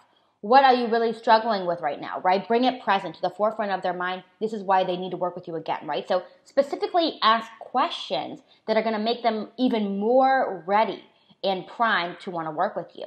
And then what I always like to include, and this is just something that I prefer, I know that everybody has a different take on this, what I always like to include in the application is to make it very clear that this program or working with me is cost minimum this, and it's in the high thousands of dollars, right? Are you prepared to make that investment? Check mark, yes or no. If the answer is no, I do not want somebody from my sales team to get on a call with them ultimately and try to sign them, because it's going to be a waste of everyone's time, right? So I know that some people prefer not to talk about prices at all until you're on the call, because a lot of the time it's an emotional decision when they choose to work with you. And so some people just prefer to have that conversation on the phone. But I know that my team is really busy. I'm really busy. My wait list is long, and I don't have time to waste on people who aren't prepared to make the financial investment. So that is something that if you are looking to save a lot of your time, to just know right off the bat, weed out the people who aren't serious and just make sure that you have the most qualified leads in front of you, say that in the application. Now what happens is they fill out the application, right? And then what they do is they immediately get a follow-up email or a phone call from somebody on my sales team. Now, I know that that sounds very, maybe you're thinking, well, I don't have a sales team yet. It's just me operating right now. That's totally fine. What I've learned in my business, and this is something that's going to be important for you to be thinking about in the long run, is what are your biggest strengths, right? And what are you actually not very good at? And what you'll see is that as your business continues to grow, you cannot be the woman of every aspect of your business. You cannot be in charge of everything, because it's going to make it very difficult for you to move forward in a productive and efficient and accelerated way. Okay, you need to get really, really clear on what you excel in and then outsource the rest. So that was a realization that I had maybe about 2 years into my business, that I didn't want to be getting on these sales calls, on these discovery calls anymore. It wasn't a good use of my time. They caused me a lot of anxiety. And that's when I brought on a full-time salesperson who now manages all of that for me. So essentially what happens then is that this woman who works on my team will reach out to them and say, hey, we saw that you filled out the application. You look really amazing, or you look like a good fit. If they are a good fit, let's get on a call and talk about it. Now, if you don't have a salesperson, again, I still recommend that you aren't the person to do this, but that you actually have someone on your team to do this. Or not necessarily on your team, but just somebody in your life. Somebody who can essentially make it clear that you are not so accessible or available or waiting around for their call all day, right? That you are there to just pick up the phone and call them and chat with them with forever. No, again, we're positioning you as the authority in the space, as the expert. And if you can somehow place a gatekeeper between you and this potential client, it's going to position you as much more elite and much more exclusive, and it's going to make them want to work with you even more. So if you can find this person essentially to make this phone call or to send this email, it's going to make your life a hell of a lot easier, and you're going to be able to close the call a lot faster. And you can easily do this by just having like maybe your partner, your husband, your wife, your a good friend, right? A fellow entrepreneur, somebody who's just willing to help you out. I mean, one of my good friends, she uses her sister for this, and she calls her as her assistant, and then she's the person, essentially the gatekeeper. But I think it's really, really important to have that gatekeeper to, again, eliminate all potential leads that are just going to be time wasters, and then, again, take in the ones that are going to be legit.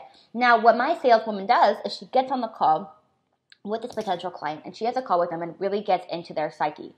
Who are you? What are you experiencing? Why are you getting on this call? And what a really important sales trick is for you guys to know is when people say to you or to your gatekeeper, or maybe in the application, I'm really struggling with time management, or I know that there's so much with digital marketing out there, but I just don't know how to manage it. I don't know where to put my money. I don't know this. Make sure that you repeat that on the phone back to them. But don't you feel like this and this and this? But they've already said that, right? So you're just reinforcing these ideas of why they need to work with you even further into their minds to even push them along the way. Now, what my salesperson typically does is she just closes them out immediately. She gets the credit card information, and then they're in. That's it. But another way, if you're not ready to do that, again, with a salesperson on your team, what I recommend that you do is have this gatekeeper get on the phone with them and essentially just say, look, you're going to have a call with Lena, let's say, a week from now, and I just want to prepare you for the call. This is what Lena's looking for in a client, okay? Do you feel like you're this? Can you do these and these and these steps before then? Again, positioning you as somebody who they would be lucky to work with. And then you get on the call with them the following week, and then you close them. So this is how I follow up with warm leads. I hope that this is helpful to you guys. But in my experience, and I have tried many different sales strategies in the past, this is definitely the fastest way to close them and the most efficient without it getting messy, without it being complicated. Another huge struggle is always like, how can I hire people? How can I manage a team? I didn't have a management background, and I didn't know how to actually hire and how to get talents and superstars to work for me. So I basically hire people at the beginning, and some of them, they were great, some of them, they are still sticking with our company, but some of them, they were not a great influence for our company. So we're gonna teach you how to actually find rock stars and how to find team players that they can help you to exponentially like build your business and make your business to be like your mainstream income. Because we're gonna see that without having a great, I mean, you only have 24 hours a day, and realistically you can't work more than 12 hours a day. So we're gonna learn how to actually work smarter rather than harder, and have our team to actually work for us while we can manage our team. The only way that you could actually scale your company and bring it to the next level is by bringing top players on your team. You're gonna see that you cannot do everything by yourself, and if you are doing everything by yourself right now, you should stop and just focus on whatever you're good at, and just try to outsource things that you're not great at to people that actually studied and actually know how to do it. We're going to be talking all about how you can build your team of star players. Now, as you're growing and scaling your business, building a team around you who's, trustworthy and loyal and who can get the work done of 10 people in one day is going to be so important to your success. And not to mention, it makes work so much more enjoyable. But the key thing here is, how do you actually find those people? Where are they? And how can you make sure that the people that you're hiring are actually going to be as amazing as you want them to be? So the first thing we want to go over here is when to hire your first team member. So for those of you who already have teams, that's fantastic. But if you're making the leap from not having a team to starting your team for the first time, it's really important to know when the right time is to make that leap. So if you have way too much to do in any given week, so much that one human person could never ever get it done, then it's probably time to start expanding your team. That's the first sign. Maybe you're also spending way too much time on busy work, just the admin sort of activities that aren't really driving your business forward, but they really need to get done at the same time. Maybe things are starting to slip, right? Maybe deadlines are getting missed. Maybe you just feel completely overwhelmed because you just don't have enough time. So if any of these three things are true for you, then it is probably time for you to make the leap and go ahead and hire your very first team member. But Carrie, doesn't it cost too much? I hear this all the time from my clients. And what I tell them is, if you think it costs a lot to hire somebody, ask yourself what it's going to cost you to not hire somebody.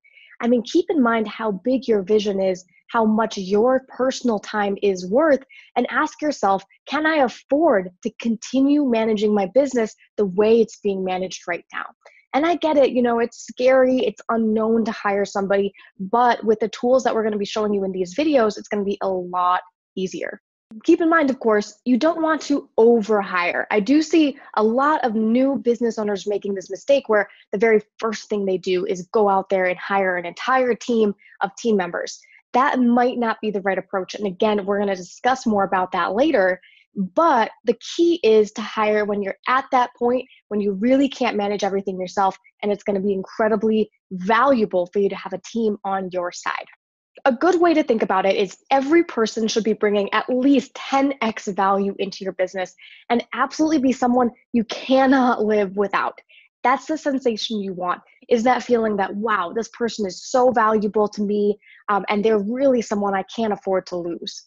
Now, before we get into where you're going to find these star players, let's go over my golden rule of hiring first, guys, because we want to hire people who are not like ourselves, but who we can still communicate really well with.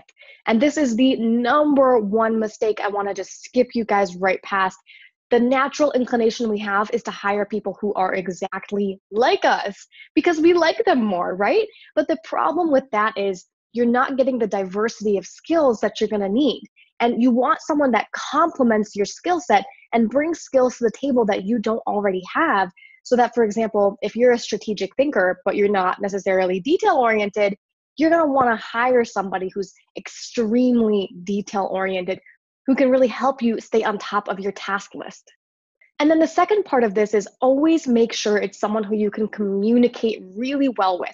If you feel like the communication is getting forced or that they aren't maybe understanding you clearly, then it's really a no-go. I mean, communication is the key path here to having a great relationship with your team.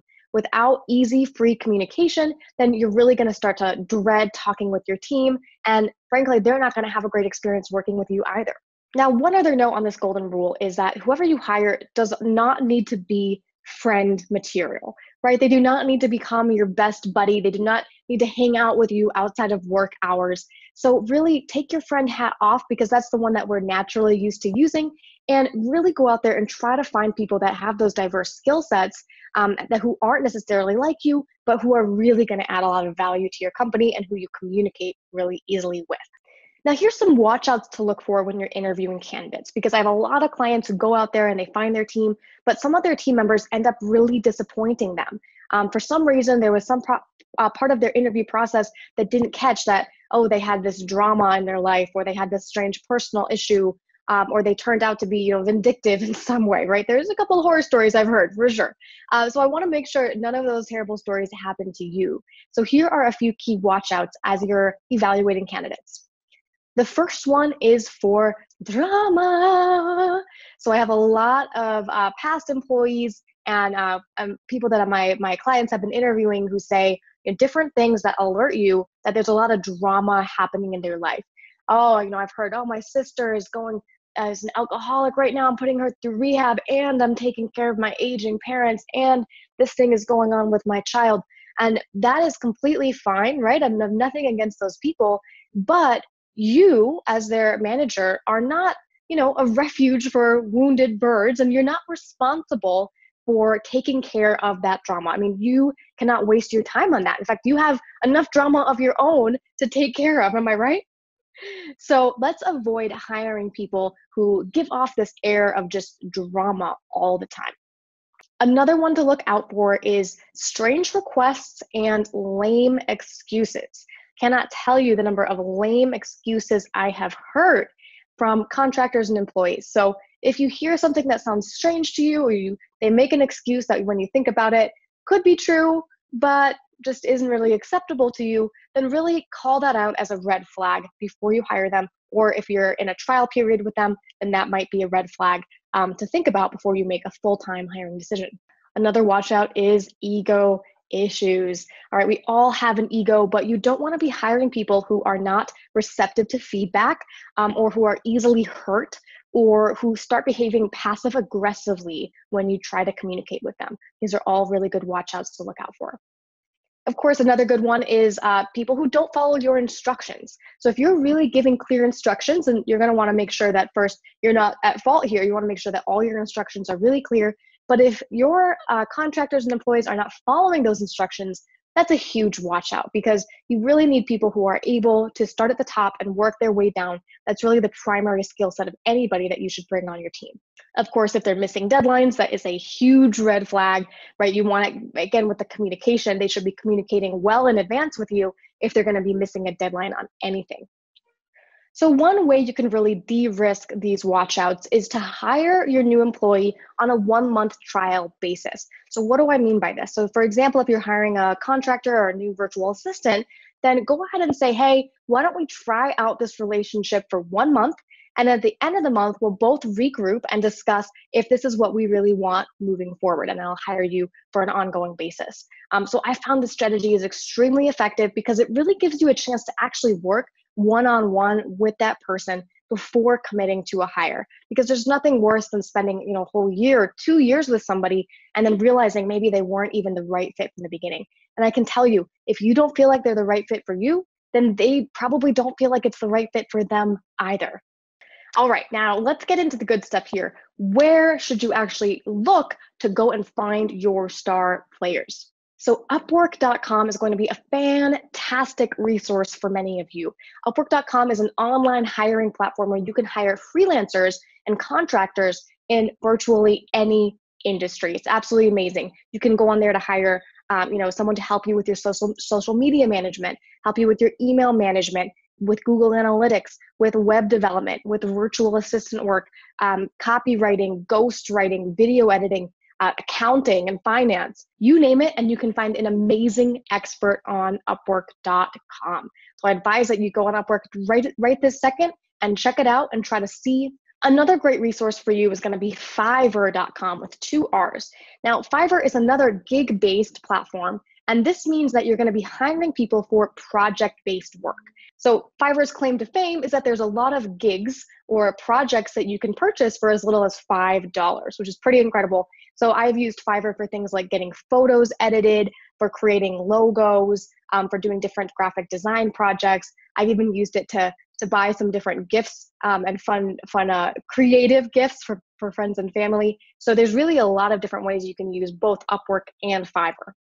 Now, so what if you're looking to hire someone, but you really don't want to go through an extensive, interview process and application process?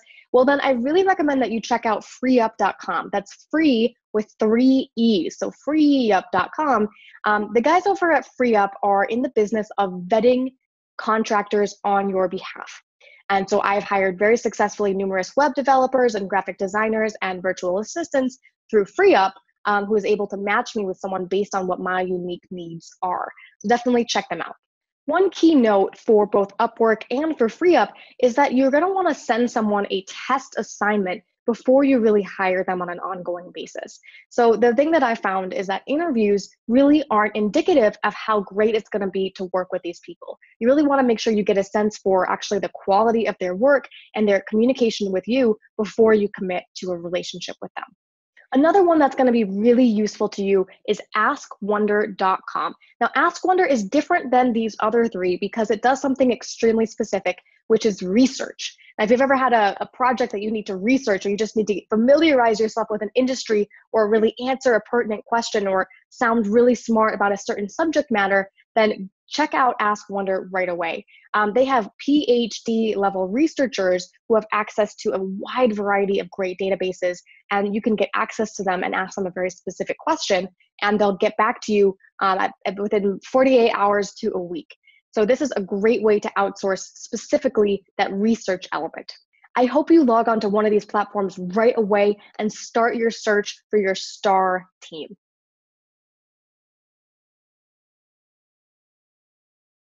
We're going to be talking about how you can get some expert advice and mentorship. Now, I can't tell you how many times in my business I've just wished, hey, I wish I could pick someone's brain who's been through this problem before. But I always thought that I would have to pay thousands and thousands of dollars for a coach or a program or a mastermind of some sort in the hopes of finding someone who could help me. But it turns out I was completely wrong. So if you have your own business or you're starting your own business, then I guarantee you're with me here. There are so many moments when we just feel stuck, right? When we just feel like, man, I just don't have the knowledge or the perspective to break through on this. I don't know which path I should choose. I just feel stuck, right? So maybe you don't know how to solve a critical problem in your business and then you just feel trapped. Maybe you don't know which path to choose. You could be between 5 different paths and you have no idea which one is the right one for you. And worst of it is, you're just worried that you're wasting your time and energy, just churning and churning, not being able to choose a direction to go. And so you end up just stabbing in the dark, right? You're like, well, let me just try this. Some of my friends say this path worked for them, so I'll just try this out and see if this works. Obviously, not the most optimal solution, right? So when you have problems that actually require expertise, you can outsource up. You can actually hire, now even by the minute, professional level advice and mentorship so that you can solve the problem that you're facing. The point here is that outsourcing is not just for repetitive work anymore.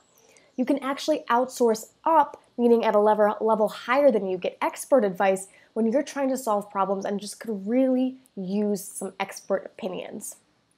Now, these communities are called expert networks, and you can literally, for an exorbitant price in some cases, buy minute-to-minute access to some of the most intelligent business minds in the world. So for example, you can get Mark Cuban's time for probably several $1,000s per minute, but you can actually get him on the phone, tell him your issue, and get his advice on it.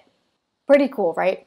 So this is how you're going to shortcut yourself to success. You're going to save massive amounts of time and money by choosing to use these expert networks. So one of my favorite expert networks is clarity.fm. You can see it here on the screen. Highly recommend you go there right now and bookmark it to your favorites tab. Clarity.fm is the leader in the space, and they bring together thousands and thousands of experts in all areas of business. You can literally search for what it is you're interested in and then find someone to talk to, get on the phone with them, and schedule with them right then. There's also experts available on Upwork.com, which is one of the biggest outsourcing platforms available. So for example, maybe eventually you want to position your business so that you can sell it. Well, there's plenty of people on Upwork.com who are consultants specifically geared towards businesses that want to be sold. Now let's talk about the benefit, the long-term benefit between getting this advice today versus staying stuck. Well, I have a story about this, and one time I was actually contracted by Bain Consulting. They wanted to pay me $500 for an hour of my time to tell them about my industry, which I worked in, which was corporate brand management. They wanted to learn about the specific industry, potato chips that I was working in. So I was thinking, wow, like I'm going to get paid $500 for 1 hour of my time. Like, yes, sign me up. And so I was getting on the call, and they were asking me all these great questions, and that I was just telling them everything that I knew, and just more and more questions. And by the time the hour was up, they had literally sucked every single drop of knowledge that I had learned over the last 5 years out of my head. And I was thinking to myself, wow, like I got $500, which I wouldn't have been paid for sure if I hadn't taken that call. But wow, they got all of my experience, things that only an insider would have known for the last 5 years. So talk about the benefit to them. I mean, they just shortcut themselves ahead massively, past all the mistakes, past all the trial and error, past all the data analyzation that I had to do to learn what I knew. So when you think about it like that, don't think about how much it's going to be costing you today. Think about what it's going to be shortcutting you to in the future. Now, a quick final reminder for you is to remember to always, always, always invest in yourself. Knowledge truly is power, and lack of knowledge should never be holding anybody back. It's fully available. There's so much knowledge in the world, and what you need to do is download the correct knowledge into your head so that you can take action in the right ways. So, when would it be right for you to maybe join a mastermind or really hire an online coach who can hold you accountable? Well, one example would be when you feel like you're not making enough progress towards your goals. Maybe you need a team or a coach to hold you accountable, to give you real step-by-step instructions, or to develop more discipline in yourself. So masterminds and business coaches are great ways to invest in yourself and get that 10x return immediately. Accelerate yourself forward massively.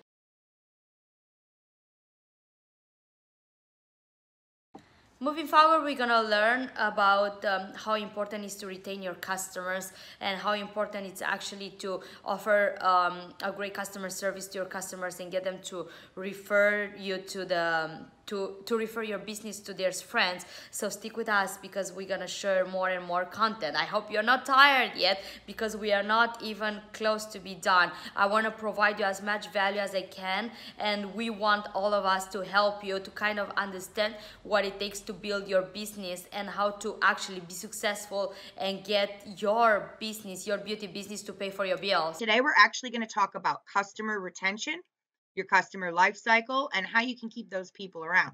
So let's get into it.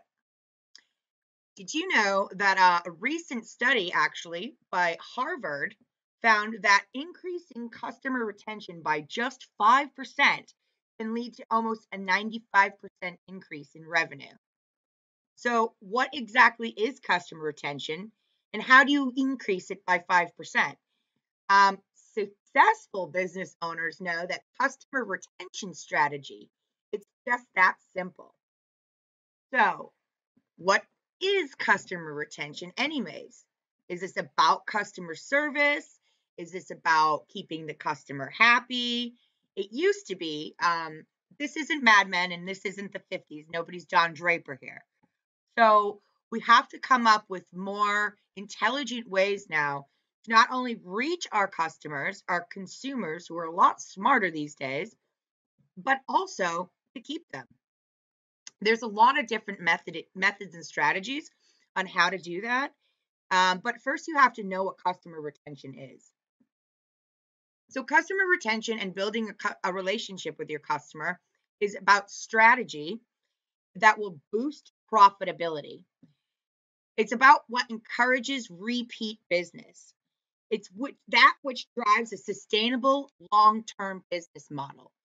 So the more attention you focus on your customers, the more you're going to see profitability because people are going to hang around. There's a lot of different ways to get into customer retention strategies, but you have to understand how the customer works these days. They're looking at a business a lot more like an educator than they are like a salesperson. You do not need to sell people. You need to nurture them. So what does that mean? Well, that means that you have to treat them like your friend a lot more than your customer. Overall satisfaction, the initial overall score for your brand.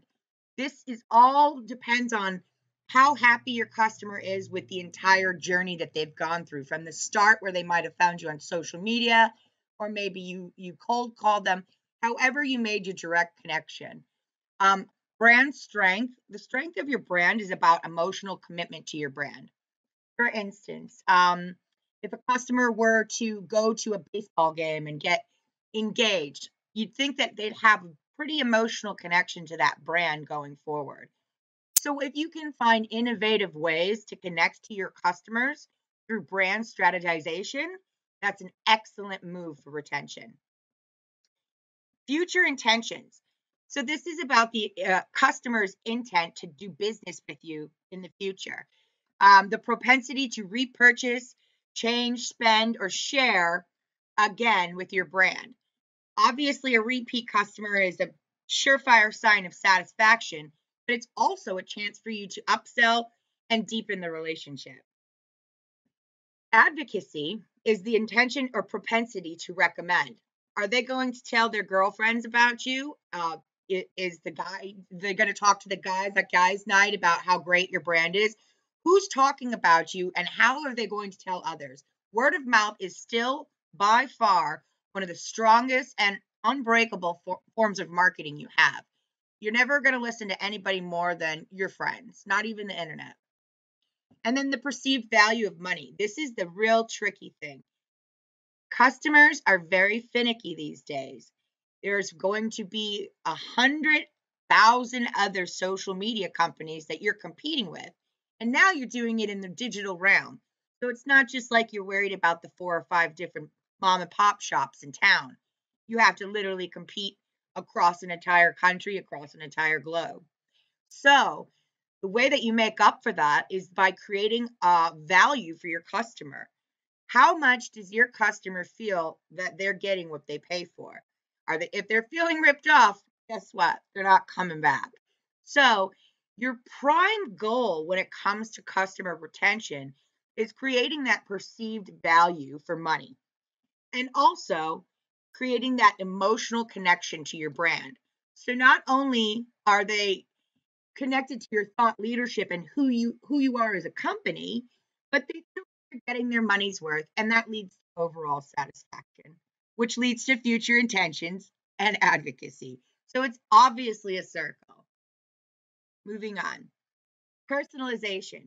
That's one of the main goals of modern customer retention or modern customer service in general, really. You have to tailor the customer journey with relevant experience. So you can't just sell to a bunch of people these days. You have to actually create value. This comes in, obviously, if you're a social media marketer, you would know that value comes with content. Give them a little bit before you ask for anything.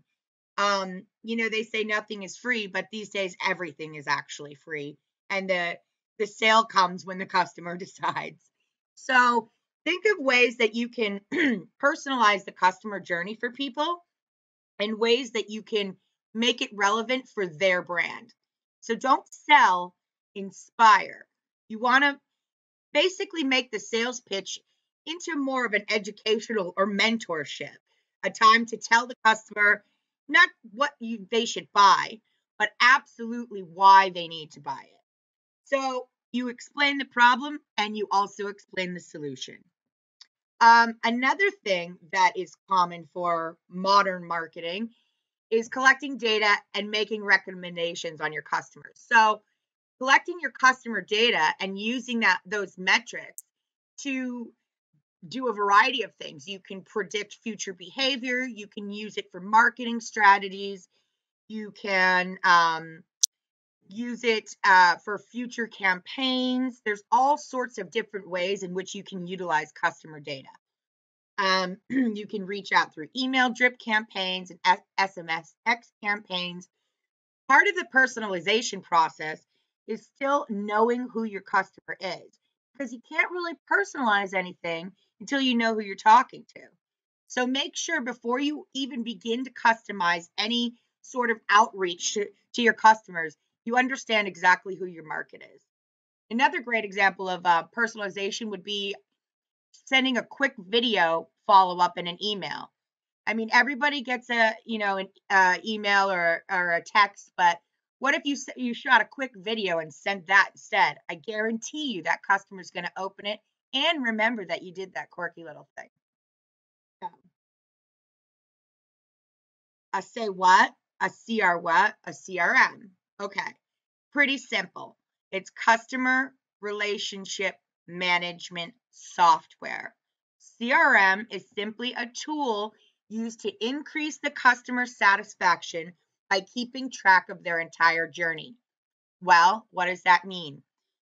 Once you grab your customer and you've given them their proposal and you've signed the contract, that's the start of their journey. Actually, kind of began before that when you were catering or when you were courting them. But you have to remember that overall, it's a funnel, it's a journey, and the consumer wants to learn before they even jump in. The way that you can help get to know that consumer is through your CRM. Because what your CRM is going to do is it's going to basically create a data profile of all your customers. How, their analytics, maybe their demographics, how old they are, what they've been buying. Prime example of a good working CRM would be Netflix. They personalize your experience so your feed comes up with what you'd want to watch the most. Now that is a personalized experience based off of CRM data. A CRM has many operational benefits, but it does wonders for customer retention. When all the customer information and interactions are stored in one place, it becomes much easier to provide a cohesive and positive customer experience. Why is that? Well, because you know them like the back of your hand. Maybe in the olden days when the salesman or woman didn't remember somebody's name, it could have killed the sale. Now, before they even get there, they know probably what they had for breakfast based off their social media feed. There's little mystery left. So there's really no reason why you shouldn't be getting to deeply know your customers. Now, there are a bunch of different CRMs out there that do a bunch of different things. I'm just going to show you guys a couple real quick that are very popular. Zendesk is by far my favorite. It's the easiest to use. It has a ticketing system. It has two parts. It has a ticketing system that your customers can put in their questions, complaints, issues, which your CRS team can resolve. And then it also has a housing for an entire help center that you could have a writer or a member of your CSR team also contribute to. That can be a repository of helpful data that's available to your customers at all times. So a CRM is really doing a multitude of different tasks. It's analyzing your customers with data. It's assisting them in answering their questions as quickly as possible. And it's also providing them with a variety of at their fingertips, bespoke information that has to do with their issues. So a lot of these CRMs also have, what's cool about them is Now that they've been out a while, they're not that expensive.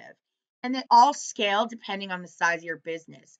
So if you don't find a price point with one, you are sure to find another if you do your homework, and you better do your homework. So you can either start a free trial or sign up for a demo. I would recommend obviously signing up for the demo. You'd really want somebody to sort of walk you through it that knows what they're doing. And also, they're pretty good about it. They'll be there to answer any questions you might have. And this is also about just, customer service with intelligence. It's growing without the growing pains, right? So the other CRM that's extremely popular, you may have heard of it, is called Salesforce. And they actually started out more for sales departments. So in my personal opinion, I prefer Zendesk, but it just also depends on your approach because they virtually do the same thing. And as you can see, they even have metrics on their own sign up right here where customers are reporting a 38% increase in sales productivity just from filtering customers through their product. And that's huge. So obviously they also offer demos. You're going to have to give them your information. It's just the name of the game. One of the easiest ones to use is called Microsoft or Dynamics CRM.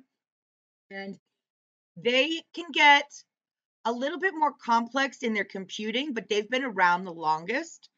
So obviously it's the same concept. It's turning relationships into revenue, optimizing productivity, adapting to change, and just basically meeting your customers where they're at, right? So this is also where you might want to think about creating an app if you already have a website coincide, or at least making sure that the site you have is mobilely compatible. These are the kind of things that all go into personalization. Another example of meeting your customers where they're at would be, if your audience primarily hangs out on Instagram, well, guess what? That's where you're going to have to be in your social marketing strategies. Moving on. Another form of just customer relationship management is the social media management of it. And obviously, if you're doing social media management for your business, you should have some aspect or concept of how to do it for yourself. So we went over these: Zendesk, Salesforce, and Microsoft Dynamics. The social media management tools are Hootsuite and Buffer, the ones that I prefer. Now, this goes into when you're going to start doing your social media campaigning to reach your customers further and increase engagement for yourself. Hootsuite is one, and then Buffer is the other one. You can try them for free. Some of them have different pricing. I've honestly never paid for Hootsuite. I grabbed it when it was free. The pricing might have changed. All of these you can play around with, and you're going to find one that's for your budget because there's just so many out there. In fact, let me just show you. The list goes on. Now, this is customer service software. It's basically the same as a CRM. Some of these might not do the kind of data processing that these bigger boys would. But that being said, a lot of these are free apps. So this might be another place where you want to start, right? You might want to start here. I'll show you this one. Freshdesk is a great one. It's much like Zendesk, a lot cheaper. And clearly on this site, they gave it better stars. So we've just gone over the different types of CRMs and also the social media management tools. Now, the best way to use these is also in conjunction with each other. So you can be scheduling things in Zendesk that coincide with things you've scheduled in Hootsuite for a social media campaign that will feed into your sales department. It all depends on how you want to strategize, but the best and most important thing is to know your customers and where to meet them. So this is kind of the hourglass of where things fall. Sorry, it's a little, let me just minimize that for you guys. This is the customer relationship in general. Now, the CRM systems are over here, like Zendesk and Salesforce, and your marketing automation are over here, like Hootsuite and Buffer. Now, these are mostly going to feed into your marketing departments, and those departments are going to be building on things like knowledge, trust, brand trust, like that's going to be the relationship hourglass in that section. Your CRM systems are going to feed two ways, one into your sales and then the other into your customer service department. Your customer service is going to be working on creating the repeat relationship and the referral, and your sales will be working on the trying and the buying. So that's basically how your team should be functioning in conjunction with each other for your customer retention strategies. Social media management. Do not make me angry. Do not be the Michelin chef that cooks himself ramen in his kitchen. Your own home has to be clean before you try and sell it to others. So make sure before you even begin your business that you already have your personal social media management strategy in place. I'm talking, I want to see your editorial calendars. I want to see your different platform strategies. I want to see your automated posting through Hootsuite and Buffer, entire strategies laid out. I have a 4-page strategy and also 4 separate calendars that I present with my clients depending on their needs. And it sells them every time because I'm showing them that I've already done these for myself before I even met with them. And all of my platforms are maxed out as well. So if I know if somebody comes to me for my business and they look me up, I'm not going to be like that Michelin chef eating ramen noodles.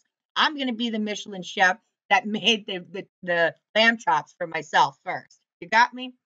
So, convincing and keeping your customer, especially in the realm of digital marketing, is all about having your own SMM strategies in place to keep driving your business. You've got to have your social media management down before you social media manage your customers. Makes sense. Keep at least 3 of these guys active on a weekly, if not daily basis. So if you're a little lost, obviously we're social media marketers, we're visuals. Insta, Facebook, and Twitter are your best friends. But LinkedIn is also a great place if you're starting a business, you're trying to create that business professional digital footprint online. It's a lot harder to market on, but if you're consistent with your content and it's more of a professional C-suite sort of audience, you will start to gain much more fruitful leads from LinkedIn than the others. Now they're all sort of important in their own way, so you're going to have to go off and study and understand which ones are going to target your market the best. You got to have 3 of these, and you got to be talking on them several times a week. Twitter 3 times a day. So, nurture marketing. What have we come to? At keeping the relationship going and paying attention. So an example of that would be you send out an email drip campaign. Now, you have an automated system that looks at the customers that opened the email and the customers that didn't. The customers that didn't open the email get one message, and the customers that did get another. That's called nurture marketing. And it's basically paying close attention to personalization and tailoring each strategy to each customer. I know that sounds a little like a lengthy, but it's not hard if you concentrate on it. So sending email campaigns and nurture those who click. You want to plant a seed to warm your leads, right? So that also involves awareness, consideration, and decision. You have to look at user behavior. Have they realized and expressed symptoms of a potential problem or opportunity? Have they clearly defined and given a name to their problem or opportunity? And have they clearly defined their solution strategy, method, or approach? This is the whole idea of nurturing is people start off as strangers and they end up as clients, and they go through a whole cycle, and they might fall back, they might fall forward, they might fall completely out. That has everything to do with the strategies you have in place. So don't forget customer support. That's the last and most important point. In all of this, you don't want to forget to support your customers in the first place. Quality standards and client satisfaction should always be implemented to ensure the customers you already have aren't going anywhere. The majority of CRMs have a built-in ticketing center that makes addressing customer issues a breeze. So you should never have any excuse as to why you're not getting to your customers that you already have. So that pretty much concludes our little meeting here on customer retention. I hope I've retained you guys this whole time. It's homework time. And so obviously the point of this course is certification and you learning. So we obviously need you to try and after each one of these lessons, get a little of this research done and this homework out of the way so we know that you're picking up what we're putting down. So we want you to, before we come back next time, 3 things. Decide which aspect of retention you want to focus on and explain why. You can choose from our diagram. So would you be focusing on brand strength, advocacy, overall satisfaction, value, or future intent? Number 2 is decide which CRM you would choose for your business and sign up for a free trial. Post a screenshot of results. Okay, so is it going to be Zendesk? Is it going to be Microsoft Dynamics, Salesforce? How are you going to approach this? And tell us why. Post a screenshot of your trial if you take one. Number 3, create a one-page marketing strategy for your own customer funnel. Will you use email or social media campaigns?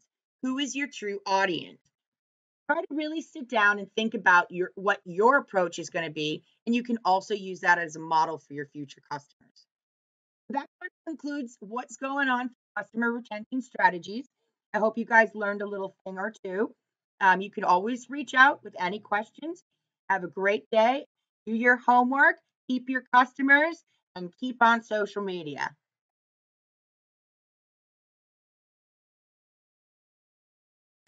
How'd you guys like it so far? Just make sure that if you have any questions, I would love to see your feedback in the box below. It will help us to improve our quality on the content, and I would love to help you to understand where you come from, where is your biggest struggle, and how can I help you.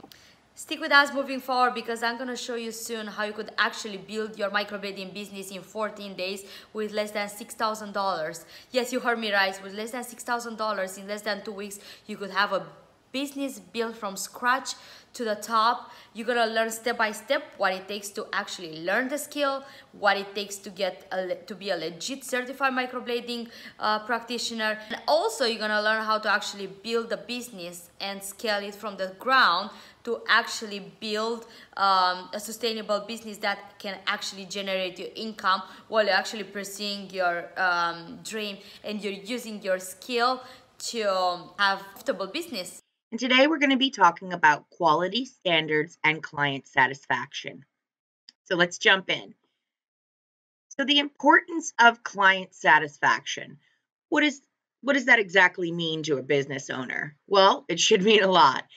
Consumers these days, they expect a lot and they expect it right away. And you have a billion competitors out there, especially with us in the social media and digital arena. It means you're competing with virtually the whole world. So the importance of client satisfaction. 91% of unhappy customers will never buy from you again. That's a huge percentage. That leaves 9% of people that would give you another chance. So you definitely want to make sure you're keeping people happy on the front end before they leave and you're having to say sorry.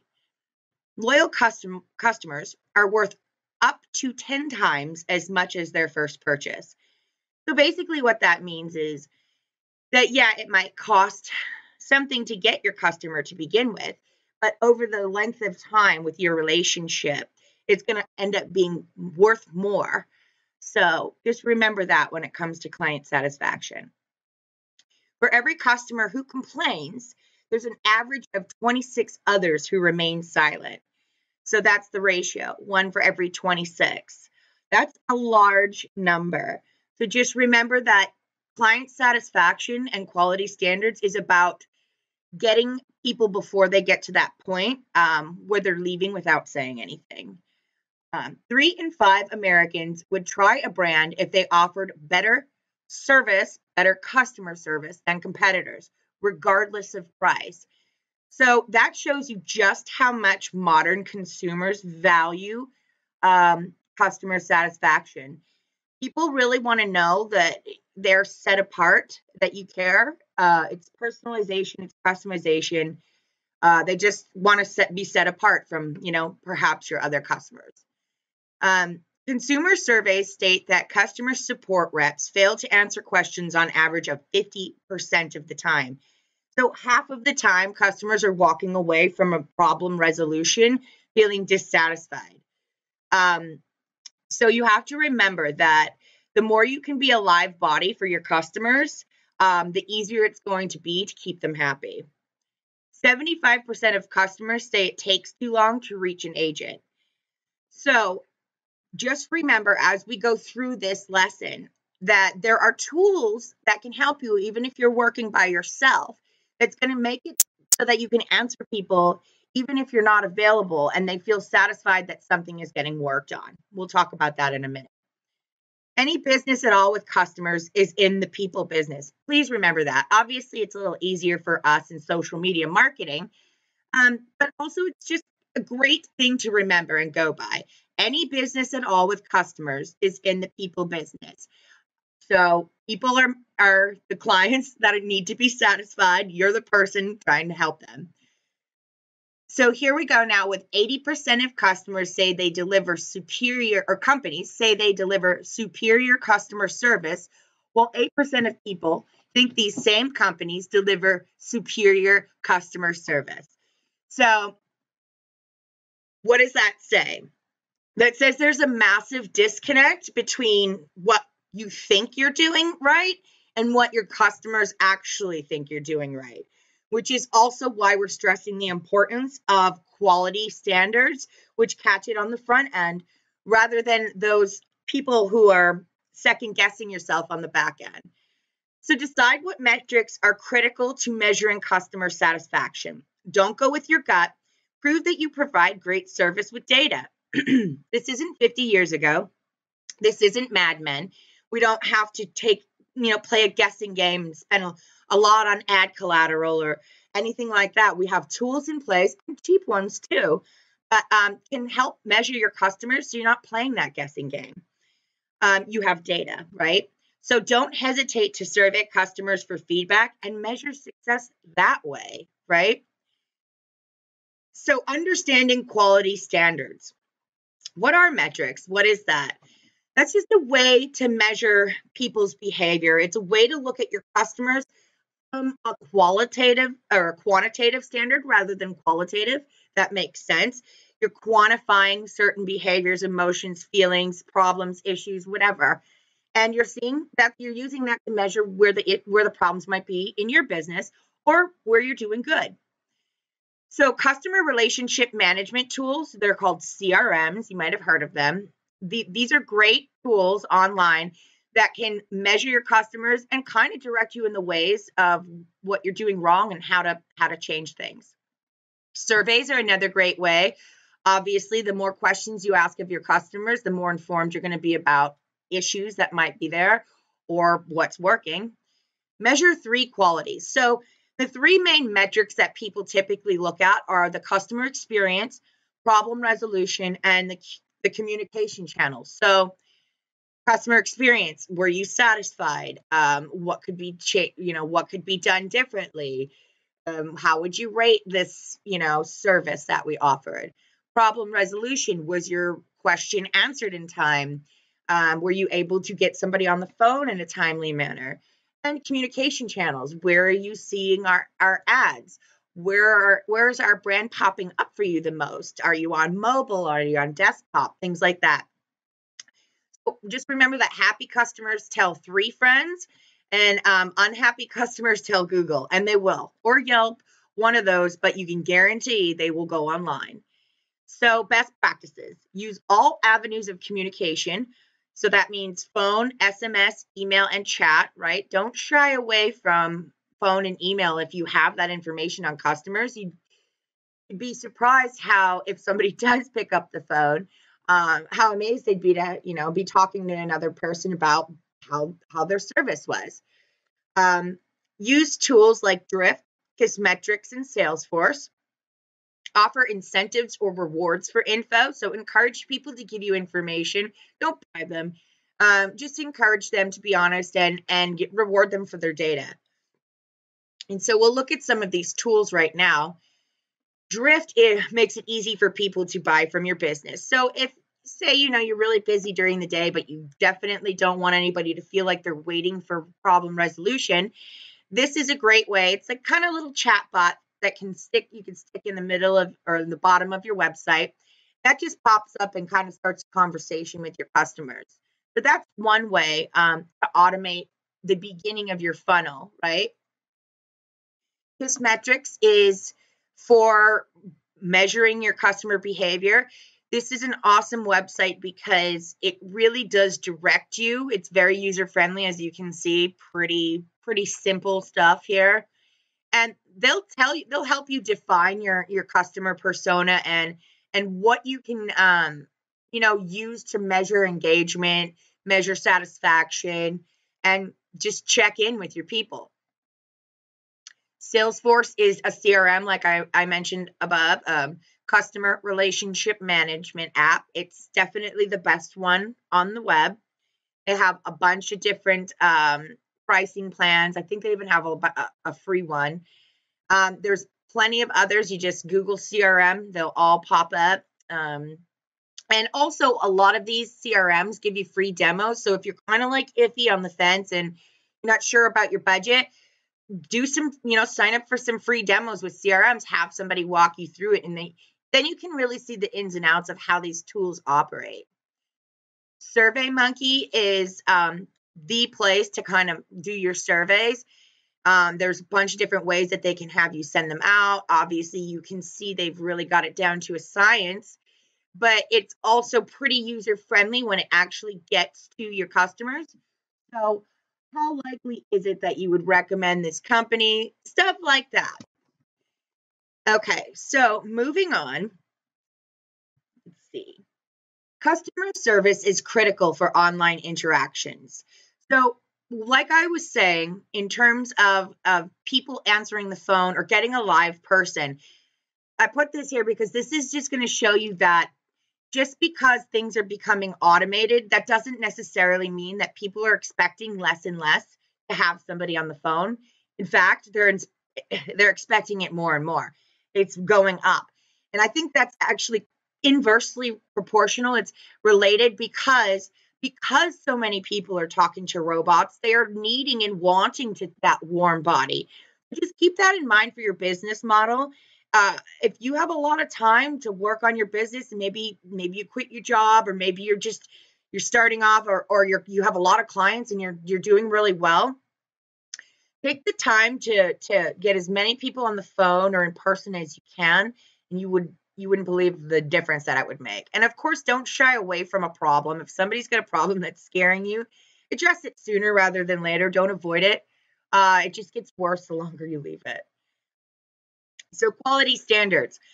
Questions to ask. What channels are your customers using, right? So that's an obvious one. We're in social media marketing, so you should kind of already have an idea of this, especially if you're doing your marketing for your own business. Is there a unique metric to define your customer base? There is, use it, right? So many social media marketing businesses will have clients across the board in many different industries, but there are some SMMs that prefer specific industries. It's just where they live. It's just what they like. So if perhaps you're in logistics or you're in you have tech clients, perhaps there are particular niches, hashtags, ways that you can reach these people and measure their metrics that way. So that an example would be like how much of your customer base is coming from the tech industry or and out of those techies, what is their position, stuff like that. What do you consider 3 quality standards to define your purchasing power? So when you're going to buy something, or you have a brand that you like and do business with a lot, is there 3 quality standards or reasons why, or things that you could measure that would tell that brand why you like them? So just stuff to kind of twist around in your mind. Homework. Imagine yourself your own customer. Name 3 things that would dissatisfy you about your own business. So this is just like a little exercise in perspective. Step outside of yourself for just a minute and look at your brand from an outside perspective and give yourself a unique criticism. What are 3 analytics you would collect from your customers? So really sit down, like I said above, if there's a niche one, there might not be, that's fine. You can always use the first 3. And you don't have to stick with 3. You can collect as many metrics as you want. Just remember, the more data you ask of people, you're going to teeter on annoyance. And also the more data you collect, the more time it's going to take to analyze it. So just remember that. Measuring customer satisfaction. How do I know people are happy? How do we ultimately know that people are happy? Well, like I said before, it's not a guessing game. It's kind of a science. Do your research. Don't guess. There's really no need.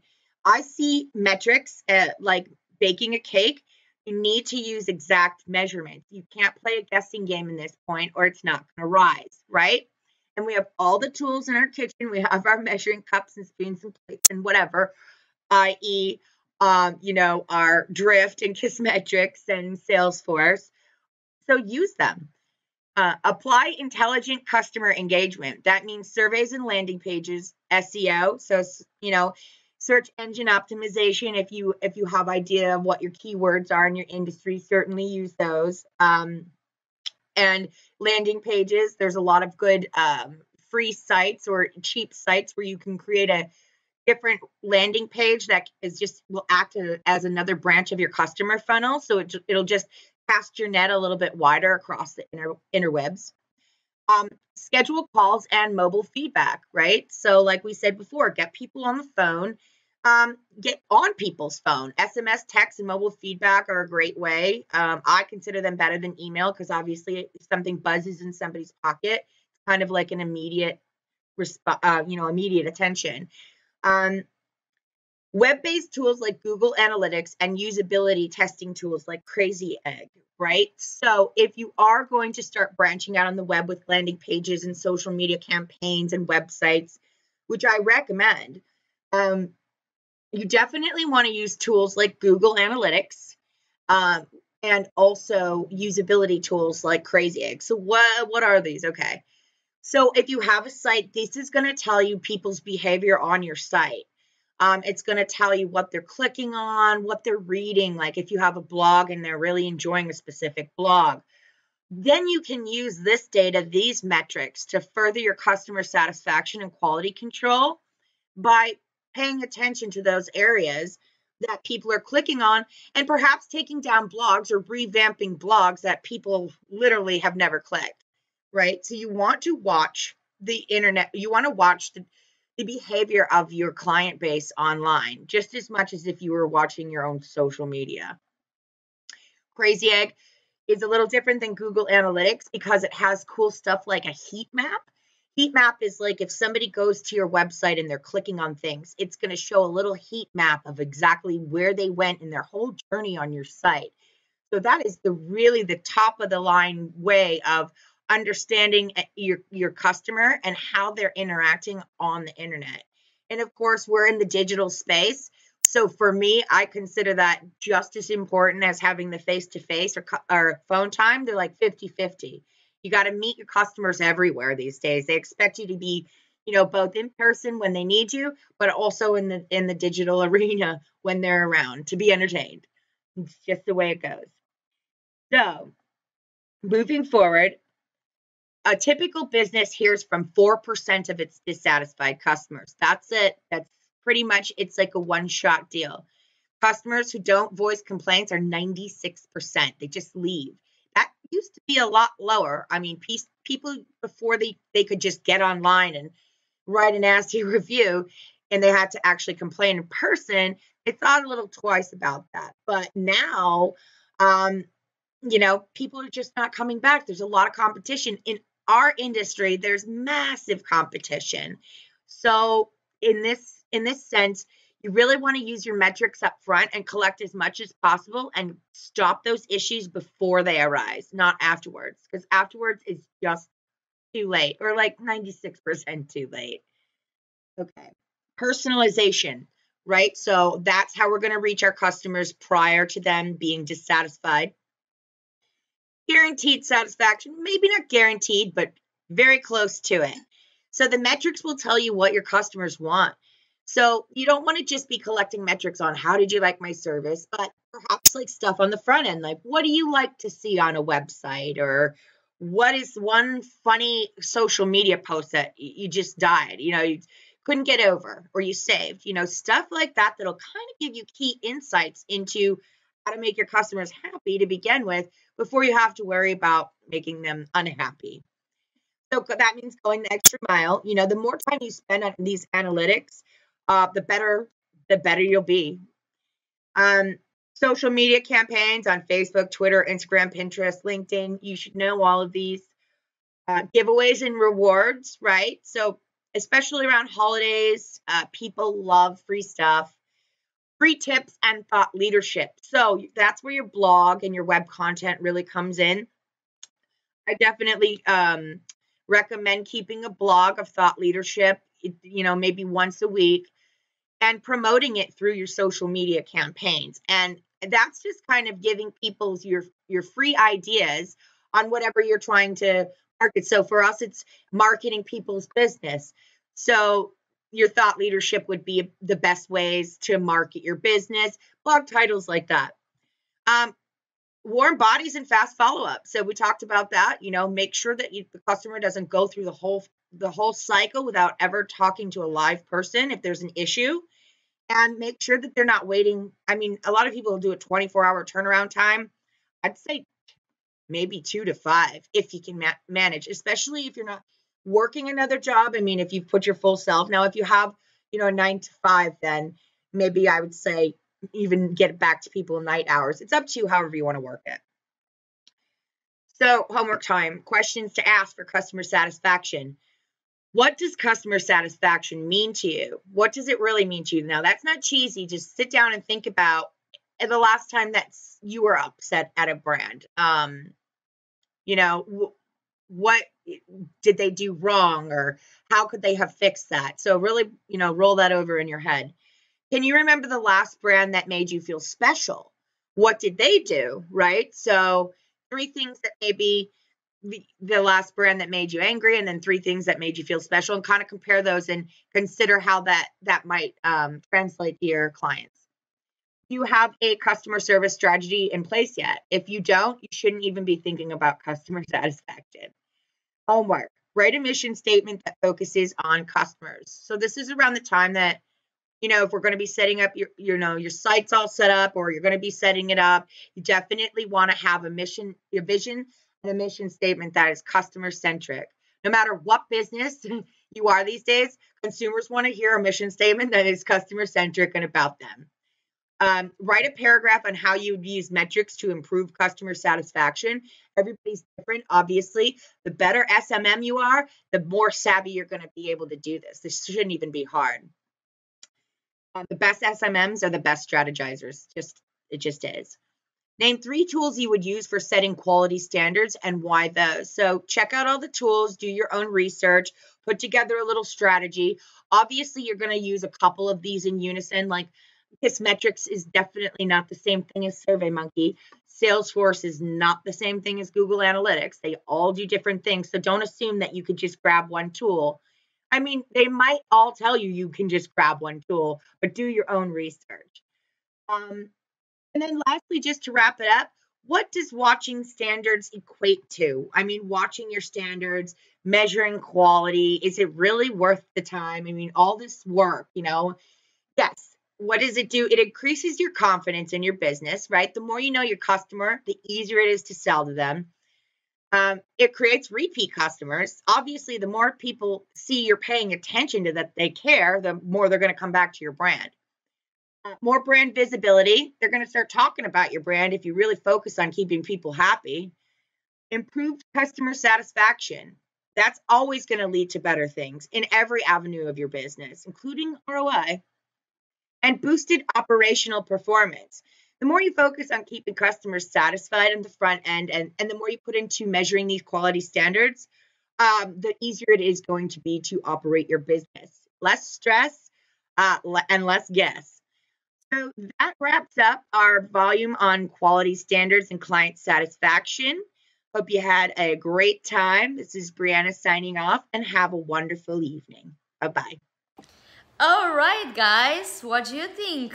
How do you like it so far? Please go ahead and comment below, because we're gonna have more and more sharing with you, but we actually want to know your feedback, because your feedback is very important for us in helping develop more programs like this and kind of like help you understand where you guys struggle, because our mission at the end of the day is to kind of like help you to achieve that financial freedom that you always want. So based on my experience and our other coaches' experience, we are here to see how we can actually impact your business to bring it from this level to the next level, and why not to the sky. So we're gonna talk in the next few chapters how to work actually smarter rather than harder, and where to find star players to work for your business, and how to actually outsource the things that you are not great at and hire experts to help you with, because that's the way that you will actually use later on in order to scale your business to from 6 figures to 7 figures, and eventually why not exiting from that business.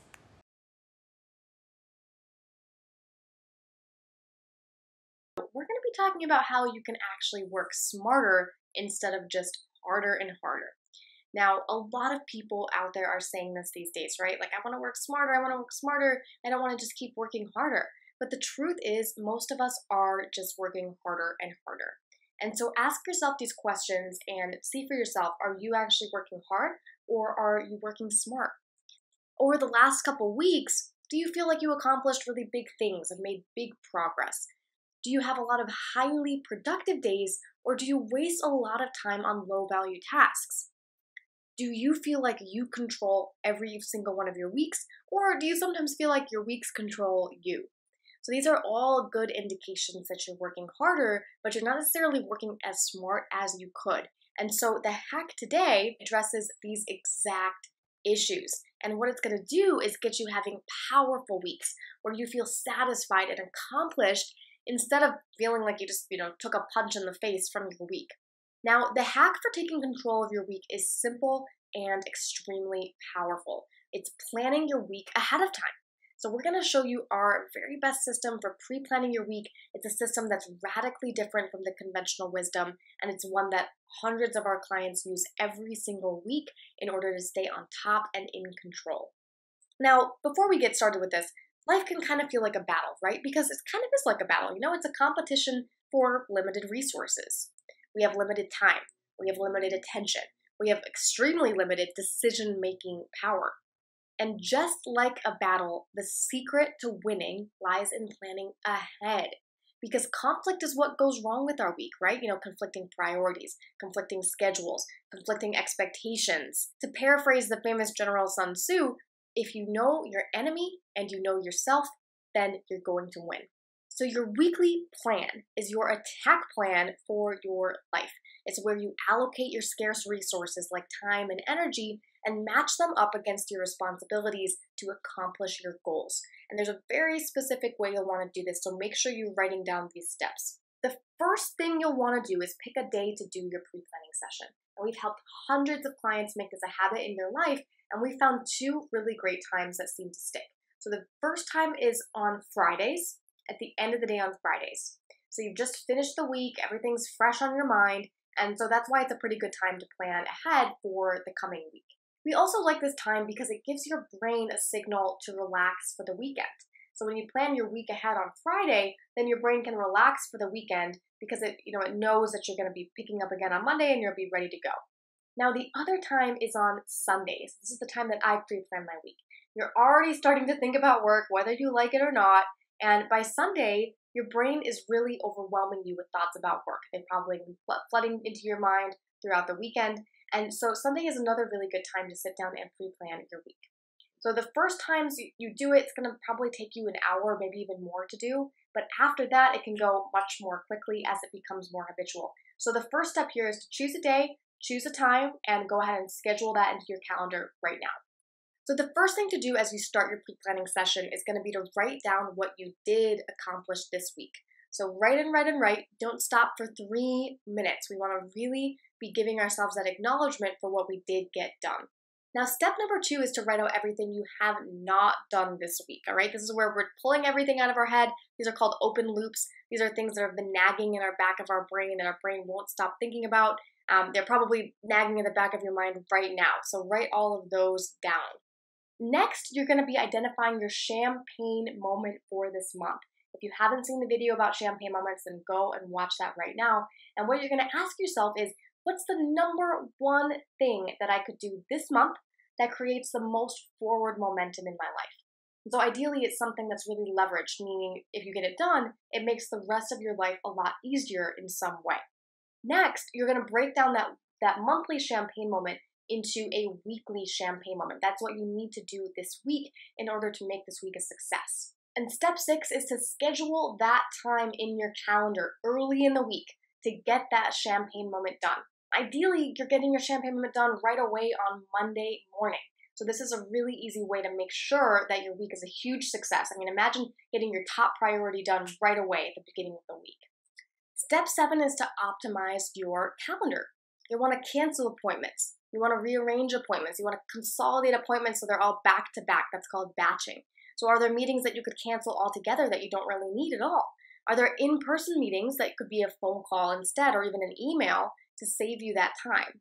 Now, next you're going to want to plan in time for what we call unwanted, unplanned work, or UUWs. Now, this doesn't necessarily have to go directly in your calendar, but it does mean that your task list should include this buffer for anything unplanned. And I usually plan about 30% of my time for this buffer. Because there's always going to be things that happen in my week that you haven't thought of that just completely pull you off your focus. So the goal here is not to overload yourself with tasks. You want to leave room for those UUWs to come in. Now, step 9 is an incredibly important step. Step 9 is where we anticipate things that could potentially go wrong in our week. So just like in battle, what they say is no plan survives first contact with the enemy, right? The second we make a plan is the second that it changes. And so right now, what you want to do is sit down, think of at least 3 ways that your week could go sideways.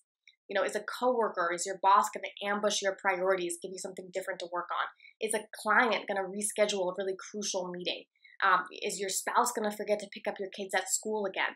So this is a really easy, great strategy for taking your weekly pre-planning to that next level superhuman status. Then for each scenario, make sure you create a 1-sentence response plan. So for example, to prevent my spouse from forgetting to pick up the kids, I will do blank, whatever that looks like for you. Or if my boss changes my priority in the middle of the week, I will blank. We want to make sure we know how we're going to react so that we can condition ourselves when and if it does happen. Now, the final step is to celebrate. You're done. Just reward yourself for doing this incredible work. Maybe have a glass of wine or just take the rest of the day off. And there you have it, guys. Pre-planning your week in 10 steps. Even after just doing this exercise, you should feel a considerable sense of clarity and control about the coming week. But why is pre-planning such an awesome hack? Well, let's see an example. If I told you that you needed to write a book in the next 5 years to get to the next level of your career, could you do it? Well, of course you could. You have 5 years.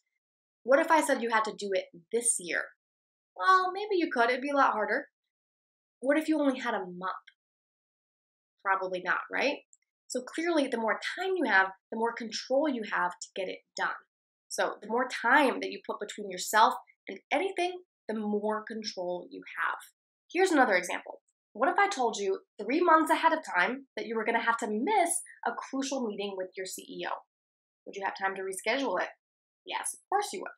Would they be upset? No, they have 3 months. It's not a big deal, right? But what if you had to reschedule just 1 day ahead of time? Would the CEO be angry? Would you look kind of flaky and disorganized? That would probably make you look so bad. I mean, especially thinking about canceling just the hour before, even the minute before the meeting. You might even get fired, right? So not only can planning ahead increase your control in getting things that you actually want, it decreases the negative impact from things that you don't want also. All right, so make sure you download the pre-planning checklist. We have a whole worksheet that's going to walk you through this weekly process to get ahead of your week. We're going to be covering an incredibly important topic. So who here has the tendency to overcommit, meaning you agree to 10 different projects in a week, and then come Friday, you've accomplished maybe 2 of them. And sometimes those 2 projects that you've completed weren't even your top priority. A lot of the time, right? I've definitely had that happen to me.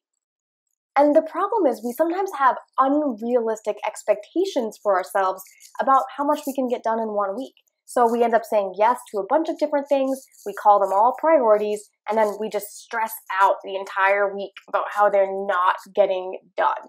So today what we're going to be doing is diving deep on prioritization, and especially how to identify your top priority in a week. So fun fact, the word priority only became part of the English language about 600 years ago, and its literal definition means the fact or condition of being regarded or treated as more important than anything else. But the plural form, priorities, which is the word that we most typically use today, didn't actually come into the picture until 400 years later, so just 200 years ago. So the word itself is a bit ironic, right? How can several things be treated as more important than anything else? So it's counterintuitive and frankly pretty impossible to have more than one priority at a time.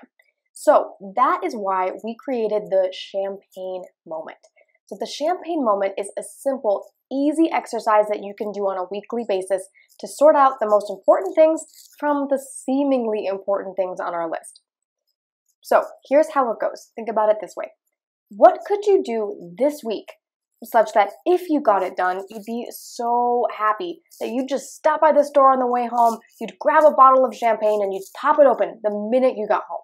So not just celebrating a little bit, you're not just popping open a beer. I'm talking about what could you do this week that would deserve popping a bottle of champagne.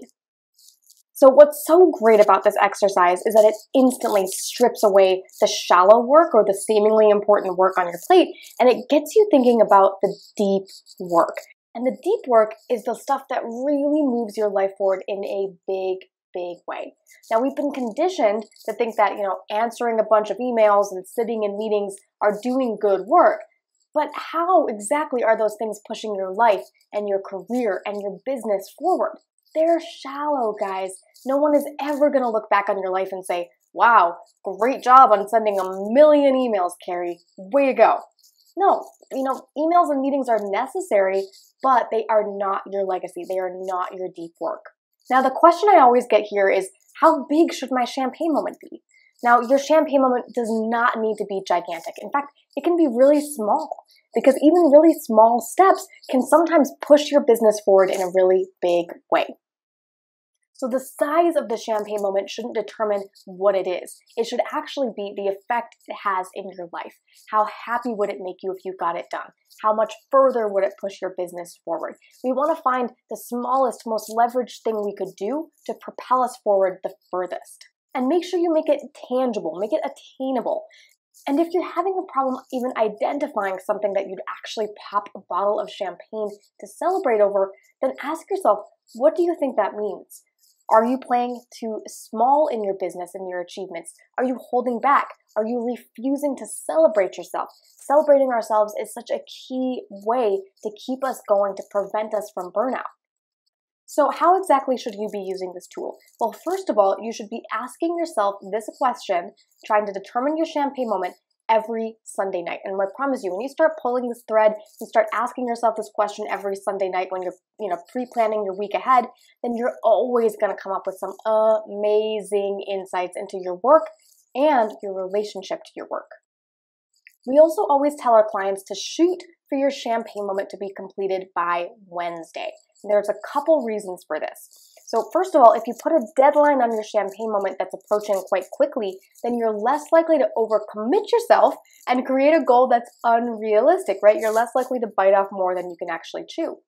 And also, if you do complete your champagne moment by Wednesday, everything else you accomplish in that week is a bonus. And it just makes you feel like a total boss because you're going to be getting so much more done. And that being said, if you don't reach your champagne moment by Wednesday, maybe it takes you, till Thursday or Friday, that is totally okay. The goal here is just to keep your priorities in line throughout the week. So if it takes a few more hours than you anticipated, no biggie, no problem. Now, once you've started getting into the habit of creating weekly champagne moments, really sticking to them throughout your week, then start incorporating more long-term champagne moments into your work. So what's the one thing, this month, this quarter, even this year, that if you got it done, would move you forward in a huge way? Start asking yourself these sorts of questions. We've had countless clients come back to us and tell us that having one goal every week that they're working towards was what made the difference in pushing themselves to places they never even dreamed of reaching, because it enabled them to stop focusing on the shallow work and start really digging into the deep work. Now, I will say if you get your champagne moment done early, say by Monday or Tuesday, by all means, reload another champagne moment. Just because you got one big priority done that week doesn't mean you can't get multiple big priorities done per week. And we even have clients getting 4 and 5 champagne moments done every single week consistently. So let's make this real for yourself right away. So ask yourself, what's the number one thing this week that if you could do it would make you so proud of yourself, just so satisfied that you'd pop open a bottle of champagne and raise a glass to yourself and just kick up your feet on the couch and just relax. Now remember, it's a lot more effective if you make your champagne moment both realistic and tangible. You all have dreams of getting a million things done in a week. You are not alone in that. But your champagne moment is not meant to be a dream, okay? It's a tool that you can use to clarify your week before it even happens. And it's meant to actually help you measure your progress throughout your week, put in that deep, effortful practice, and just really keep moving your ball forwards and upwards consistently. Now, a really great example of a champagne moment would be reach out to 10 new sales leads. So notice how this places the ball entirely in your own personal court. So you're in control of whether or not you reach out to those 10 leads or whether you don't. It's binary. Either you completed it or you did not complete it. On the other hand now, a champagne moment like close 2 sales isn't as good because you're not in complete control over whether or not those sales are going to close. The only thing you can control is how good you are on the call with them and how many people you reach out to in that week. And so we want to focus on goals that are both measurable and achievable, realistic within that first week. And if this is tough for you, just keep with it. It is totally okay if this question challenges you or makes you uncomfortable. And make sure you share your champagne moment with your accountability buddy or your coach every week and ask them to share theirs back with you as well. Because figure out what's going to potentially distract you or block you from reaching your champagne moment this week. And also make sure you come up with some defense plans to keep those things from happening. Now, at the end of the week, if you did not get your champagne moment done, just own it. Just learn from it. Because there's only 3 possible things that might have happened. Number 1 is you overreached, meaning you overestimated what you could do. So we get to learn how to chunk down into smaller goals. Number 2 is you underdelivered. You just didn't show up at your peak level. So we need more grit. We need more perseverance and discipline in your life. Or just life happened. You didn't do anything wrong. Your week just went completely sideways on you. So we pick up, we try again next week. Now, I've prepared an amazing champagne moment cheat sheet for you. It's a whole worksheet that you can use that's going to walk you step by step through how to identify your champagne moment. So make sure you download that and use it every single week to identify your most important priority.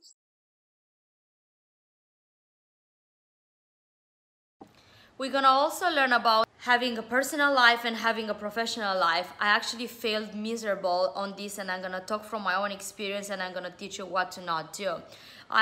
In my early 20s, I always prioritize work rather than family, because I was so scared to not go back to the poverty where I came from. So my biggest care and my biggest struggle, it was that I didn't want it to be miserable, and I didn't want it to fail in my life and my professional career, especially because I didn't follow the family path. I quit in the graduation day of the law school. So I just wanted so bad to succeed that I kind of didn't care about anything that was around me. So I kind of learned from my mistakes. I missed a lot of time from my daughter development when she was very little. I didn't had enough time to be with her because I was a single mom, and I guess I was forced by circumstances that I really needed to work hard. That's what I thought by that time. By working hard and working 15 hours a day, I'm gonna be able to provide more for her, till I actually understood that work hard was not actually the right way to be able to provide for her and offer her sustainable future and the right development, especially because she has special needs.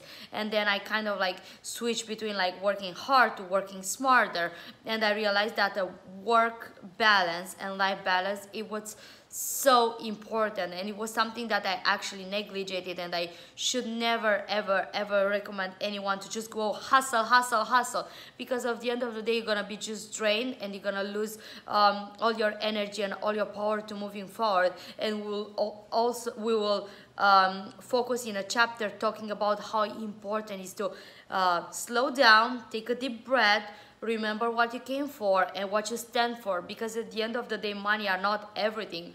Values are everything, and time that you spend with your family and building those lifetime memories that last forever, and using the money in a smart way to make more money for you, that's actually what it matters as a long run.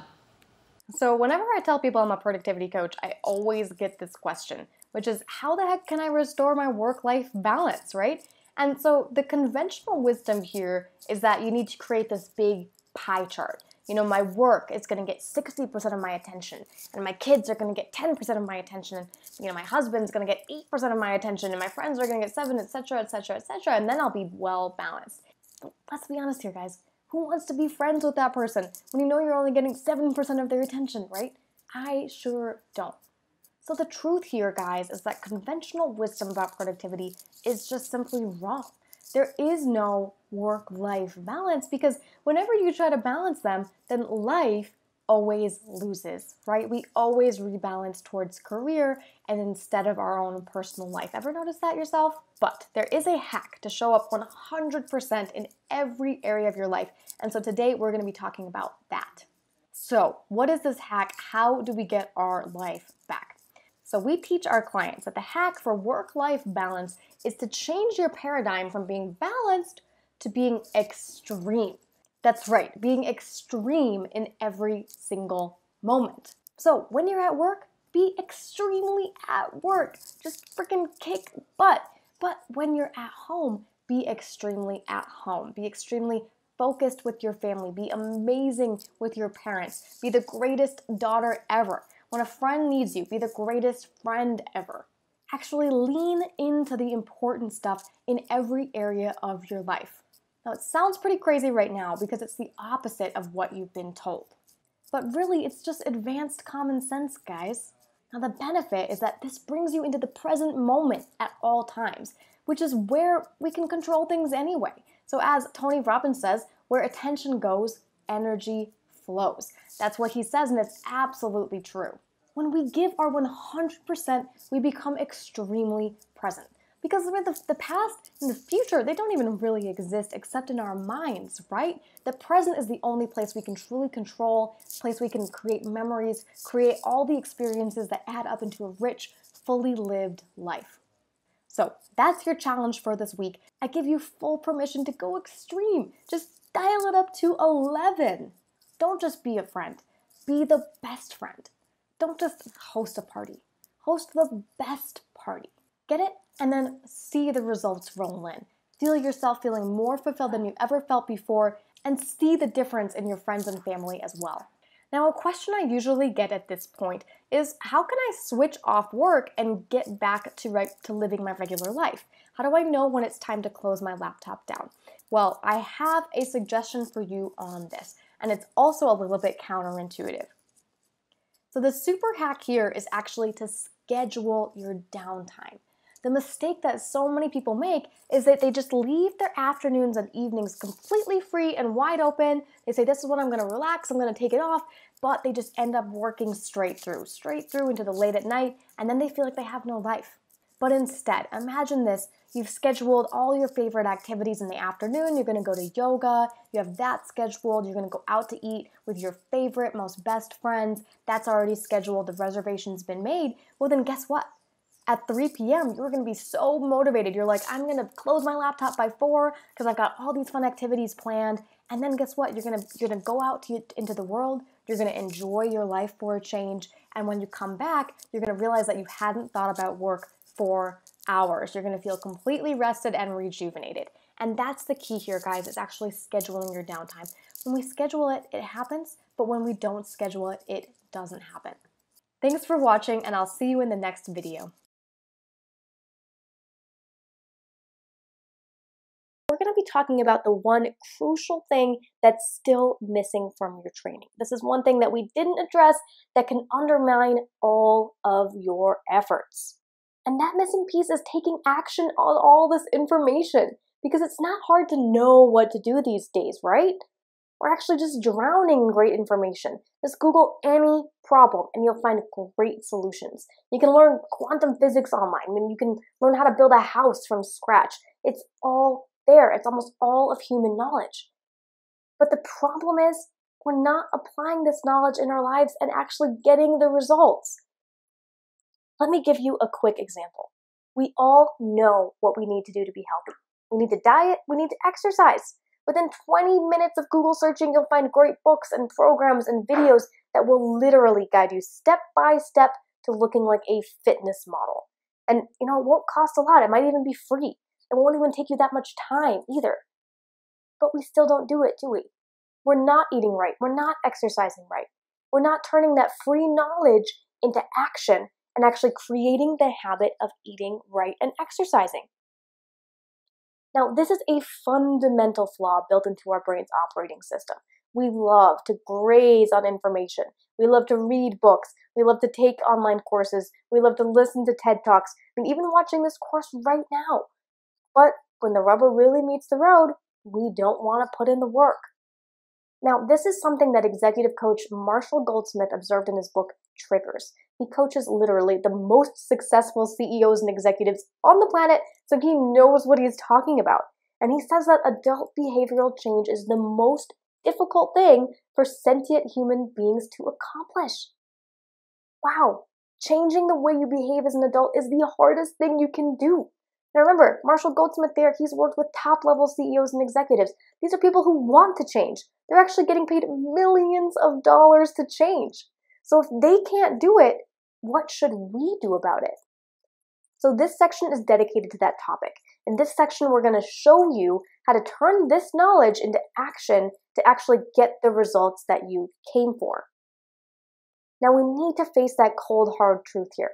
If you don't do something differently than you've done before, 97% of you are not going to succeed in putting this methodology to work in your life, which is crazy because you've come so far. You have completed practically the entire course. You've really invested time into this. And it's also not because this program doesn't work or that it takes too much time. What is it? What does that 3% of people, that tiny minority of people have that the rest of us don't? Now, this question was so frustrating to us that my team spent years trying to nail it down and actually answer it definitively. And we started at the end. We went to those 3% of people who were getting the results, who were really putting it to work, becoming rock stars and completely changing their lifestyles. It's literally no exaggeration. So we interviewed them, we surveyed them, we actually went into their offices, we observed them. And what we found was pretty common sense. They put in the work, they practiced these skills, and the results came. But here's the difference. They didn't just do any kind of practice. In the words of neuroscientist Carol Dweck, they engaged in intentional, effortful practice. Now, effortful practice is defined as practice for the purpose of improvement. It's focused and intense. It requires your full concentration, and it's usually very uncomfortable. It turns out every single one of that 3% had put in time and effortful practice to refine each of their skills. They specifically identified which areas they were weak in. They set goals, they set milestones so they could see themselves improving over time. And then they allocated time out of their day every single week to really work on themselves and improve. And because of this, they reported 2 amazing results. First of all, they verified that we were right. They had an incredible ability to focus. They had completely mastered their time management. And second, they said that with practice, these skills just became automatic. I mean, at some point, they stopped having to even consciously think about it anymore. How awesome is that? It's kind of like backing a car out of a driveway onto a busy street. Remember the first time you did it? You were probably freaking out. You were like panicking. For me, it was just totally overwhelming. But now, these days, you can do it without even thinking about it. The 3% of folks had broken through and made those skills automatic, just like you made backing a car out of a driveway automatic. So we found the difference between the 3% of successful people and the 97% of the rest of us was that the 3% folks engaged in effortful practice and the rest of us just gave up when it got tough. But I was not satisfied with that answer. Hopefully you aren't either, because I get it. The difference between winners and losers was practice. That's really quite common sense, right? But that leads to the next question. What made them practice while the other 97% decided not to practice? Was it some circumstance? Was it some character flaw or difference in their personality? Maybe did they have more time on their hands than any other person? Well, no, of course not. None of those things were the right answer. So we dug even further, and what we found was that the difference was grit. Now, grit is the ability to decide on a course of action and see it through to the end. And it turns out it's the rarest commodity in the world. You see, everybody starts with the intention to complete something. And most of us follow up on that intention with some kind of action. But the truth is, eventually we fall off. We get distracted. We just don't see it through to the end. But the folks in the 3% were able to stick with it, even when they lost interest. So think about that. Even when they wanted to quit, when everything in their mind and body told them, screw this isn't fun anymore, let's just go do something else. They have something that made them able to stay committed to their course of action. Wow, I mean, that's the magic bullet, right? I mean, if we could just manufacture grit, we could do anything. We could lose weight. We could learn valuable new skills, increase our value in the economy. We could write that book. We could learn a new language. We could learn a new instrument. Because guys, it is not talent that's in short supply in this world. Talent is actually embarrassingly common. I bet you know lots of people in your life that were so talented, but they never did anything with it. Maybe that's how you feel about yourself too right now. Guys, the rarest thing in the world is grit. It's follow through. It's the ability to stick with things, the ability to push through discomfort and just ignore those negative voices in your head. And when we look at the most incredible people throughout history, I would argue that you're not seeing talent. You're really seeing grit. But again, guys, I didn't really like this answer because it kind of felt like a dead end. So what? You know, the 3% of us that have grit are lucky and the rest of us are screwed? I mean, what does that mean? Should we just give up now? But the breakthrough came for me when I was interviewing a woman named Anna. And Anna was one of those 97% of people that tried to change but failed. She was just a mess. She had no grit. She had no follow through. She had no self-confidence. And she had such a negative attitude. She was kind of like Eeyore in Winnie the Pooh. Like she was destined just to fail at whatever she tried. I was literally getting depressed interviewing her. And so out of desperation, I just asked her a random question.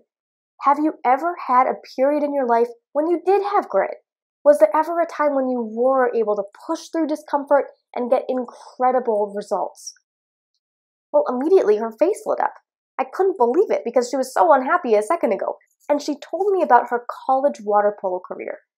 She had actually led her high school team to national championships. And she told me about getting a full ride scholarship to college water polo and how she led that championship team for 4 years, all the while maintaining a high GPA. I was literally dumbfounded. I mean, how could we be talking about the same person? I mean, this woman, Anna, she self-describes, she calls herself a loser, her words.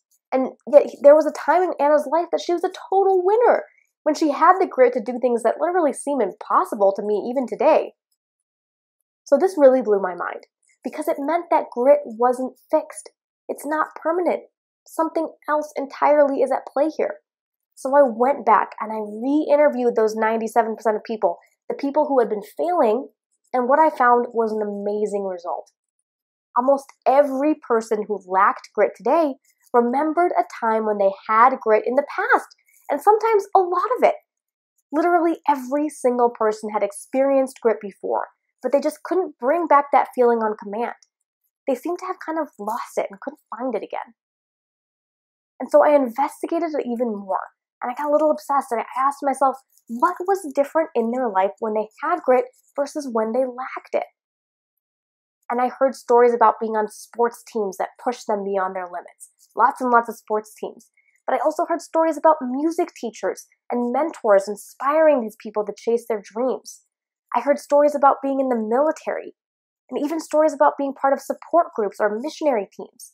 And guys, the answer was in front of me the whole time. It's so obvious, it's actually kind of painful looking back. The answer is that in the periods of their life when they were at their peak, they had accountability in their life.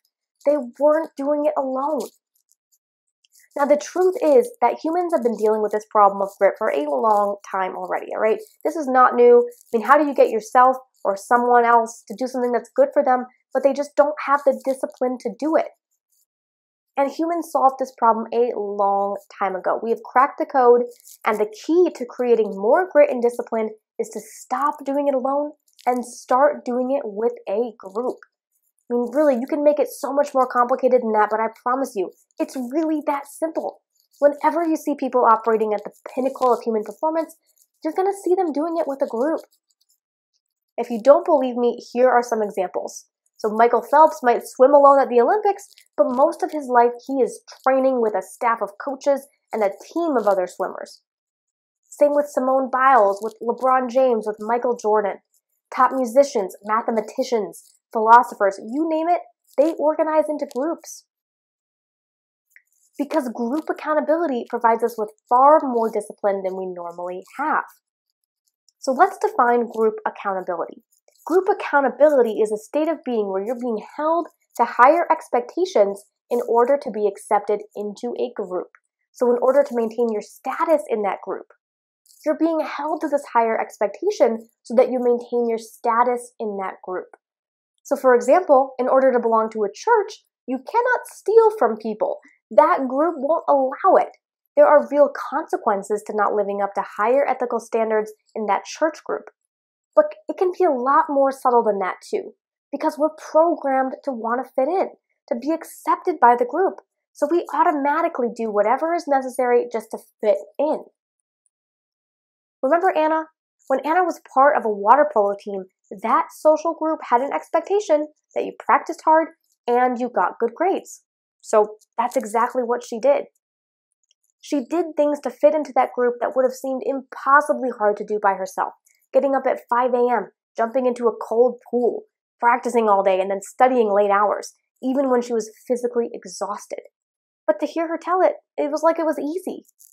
In fact, she remembers it as the best time of her life. She said she was actually having a blast. So that's the hack. When we do hard things as part of a group, it feels easier and even fun because it bypasses our internal resistance. It plugs straight into our brain's need to be accepted by the group.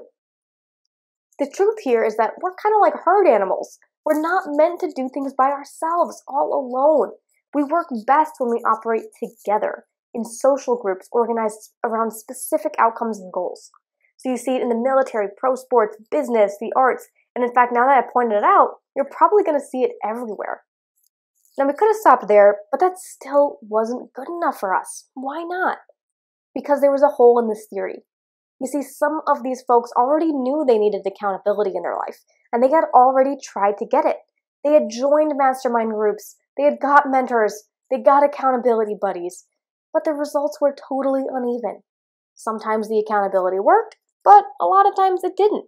And sometimes it worked for a while, then it stopped working. We talk about accountability these days like it's some kind of silver bullet. Like all you need is accountability and then you're the perfect version of yourself. But based on my research, most accountability relationships are not effective. So I knew that if we wanted to crack this thing wide open, all we had to answer was one more question. Why are some accountability groups, like Anna's water polo team, able to push us to a level we never dreamed of, while other groups fail completely? What is the difference? So we kept researching and investigating. We kept asking, what is the difference? And then when we thought we had the answer, we had to test it to make sure that we were right, to make sure that we could get results with anybody using this new method. And that's when we took our success rate from 3% to 97%. That's when we cracked the code on really turning knowledge into action. So really sharpen your pencils here, guys, because you can use this model to take massive action on anything from your diet to building your business to productivity to learning Spanish. We discovered that successful group accountability leverages something we call layered accountability. And the central idea behind layered accountability is we discovered one layer of accountability just isn't enough. Because we have a lot of resistance, don't we? We have lots of reasons and excuses why we can't change. So to motivate the average person to push past that resistance, we need overlapping and mutually reinforcing layers of accountability. And we identified 4 different layers of accountability that can work. Now, you don't need all 4 layers to get gritty and push yourself into amazing results, but it really helps. And in fact, we've found that when you're part of a group with all 4 layers of accountability, it's hard not to get results. In other words, we found that layered accountability overpowers your internal resistance to change even when you know it's working. And that is simply amazing. So let's break each layer down. And as we do this, I want you to think back to a time when you achieved peak performance in your life, a time when you were tremendously successful, a time when you pushed past resistance and got incredible results. And ask yourself if 2 or more of these layers were present to reinforce your discipline and determination. The first layer of accountability is a coach or mentor. We call this person a bar raiser. Now in practice, that could be, sports coach, a boss, a teacher, a mentor, a pastor, a leader of some sort. And this is someone with enough power over you to enforce those elevated expectations. Now that's why we call them bar raisers, because they raise the bar on you. They tell you that average isn't acceptable anymore. They create a new social expectation for you that's higher than you would have placed on yourself. So that's the first layer, a coach, someone who sets the tone, someone who raises the bar. So think about the last time you really accomplished something extraordinary. And usually you'll find someone like this. Someone who inspired and pressured you to move out of your comfort zone and reach for something higher than you thought you could achieve. The second layer is a team of people you respect. And notice I said that you respect people at your level or higher.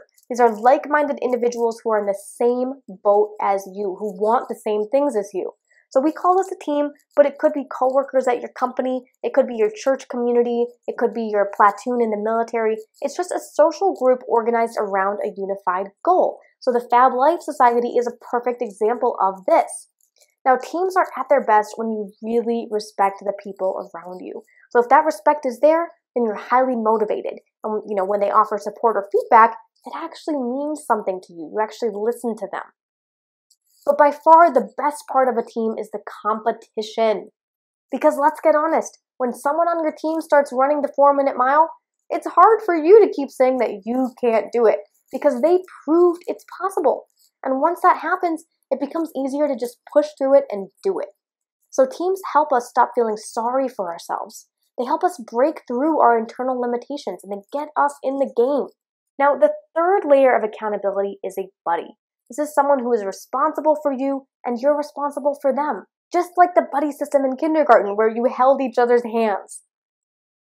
But, funnily enough, The US military really mastered this layer of accountability. It's so powerful when one person is responsible for another person. They're tied together, so they have to learn how to sink or swim.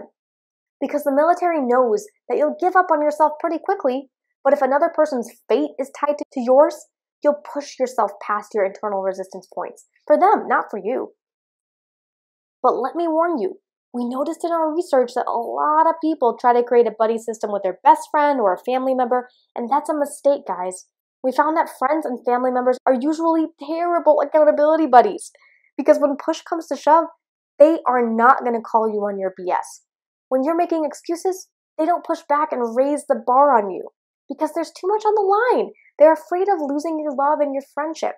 So that's why you want someone who you respect, but who isn't too close to you. A lot of people make this rookie mistake, and just remember this. A good buddy is someone who won't be susceptible to your emotional bribery. We all have it, right? Now, the fourth layer is public accountability. In sports, you're accountable to your fans, so there's nowhere to hide out if you choke. But in real life, we don't have a lot of opportunities for public accountability. So if you don't write that book that you've been meaning to write, usually no one finds out. We tend to quietly bury the bodies of our failures. No one knows about them but us.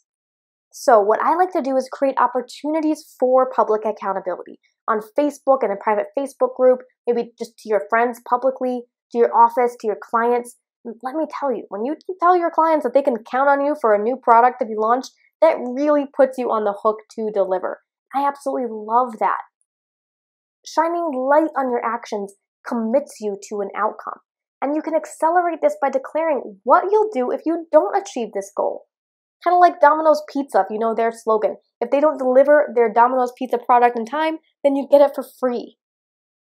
Now, it's all a way to put massive skin in the game, because the more skin you have in the game, the more likely you'll be to cross the finish line. Now, investing money in a program or a training is a good way to get that skin in the game as well. All right, so just to wrap these layers up, everyone knows they need discipline to get things done. That's obvious, right?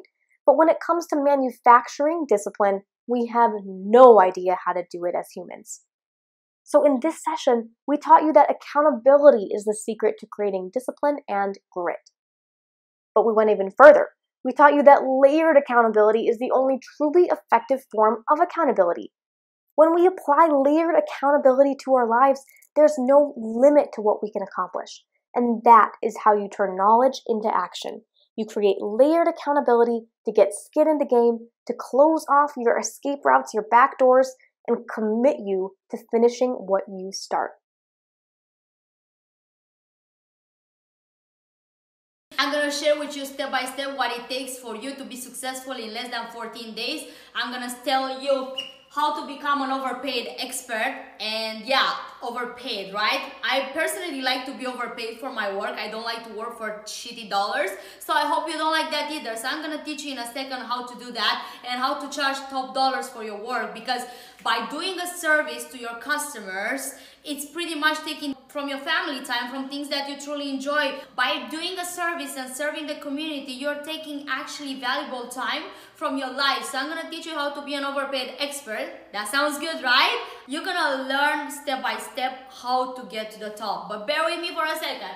How to become an overpaid expert? That's a topic that everybody is like questioning. It takes a while to become an expert, and I'm not gonna lie, it takes a lot of work, it takes a lot of tears, it takes a lot of sweat to become an expert. For example, if you go to the college, you're gonna take 3 to 4 years in order to be able to finish that college, and then it's more and more education. If you go to school, to medical school, it takes 14 years to become a surgeon. And guess what? To become a microblading expert and charge top-notch dollars, guess how long it takes? 5 days. You heard me right. 5 days, and you could become fully certified to go ahead and do microblading to your customers. Now, could you go ahead and do after 5 days? It takes a while, and it takes a little bit in order to be able to charge top dollars to your customer. But guess what? Rome was not built in a day. Hard work pays off. And stay with me, sister, because I'm going to teach you step by step how to make top dollars with microblading. There is only one skill that I can do. I can't do anything else. I can't even do my makeup. I go to Sephora and I pay for my makeup. Why? Because I focus and I become so good at something that I do that I wanted to kill it. I wanted to be the best in the world. In order to become an expert, you have to make sure that you're all in. And I'm not talking about money here. If you're not all in with your time and your education and with your commitment, your passion, you're not gonna make it, girl. You're gonna make it as a shortcut. But without the passion as a long run, you're not gonna make it. So the thing that it made me so successful in microblading, it was only one thing. The passion that I had for the field and the passion that I had to succeed and be the best. There are people that they will be haters, but let the haters be the haters and just hang with people that they support you on your journey. Because if they are not with you when you are at the bottom, they're not gonna be with you when you're at the top. Oh yeah, they're gonna be at the top just because you have made it, but you don't generally want those people in your life. So get rid of your baggage and people that they don't trust you, and just follow your heart and follow your passion. So what made me successful in microblading is that I went all in and I practiced and practiced and I didn't give up. And I had tears and like I was sweating and I had customers and I messed it up. But guess what? When they were looking in the mirror, they still loved it. And when I actually realized, holy shit, I actually bring value on those people's life and they have tears of happiness. Trust me, the feeling that I got in looking into my customers' eyes and seeing tears that I give their confidence back never ever beat any million that I ever made ever since. So that was actually the really reward for me, because I was bringing this to my customers and they were living so happy and sent me cards and flowers. I felt like I was crushing it. I was on top of my game. And guess what? Those customers were going and referring it, and I was getting more and more customers, and I built a relationship with them and they were coming to the touch-ups. In order to bring top dollars to your customers, you have to actually bring value to them. Like, I didn't start from the top. I charged it very cheap at the beginning, but people that they are actually gonna pay you top dollars, they're gonna follow you for a while. They're gonna want to see credentials, who trained you, what brands are you using, how sterile are your procedures. They wanna see pictures before and after, sister. So unless you get a proper education and a proper hands-on training, you're not gonna make it. You're gonna make it as a shortcut, but you're gonna build your bridge pretty fast. So if you want to be in the business for a while and you want to crush it, make sure that you get trained by a trainer that is as passionate as you are about your future. Somebody that's going to hold your hand and somebody that's going to tell you, hey, that's not the right way how you should do it. Rather like, oh my God, it's amazing, keep going. I made sure that all our trainers in the industry that we are actually crushing it right now, they are so passionate and they want you to be as successful as much as they want you to be successful. How to get the best expert on the planet work for you 24/7?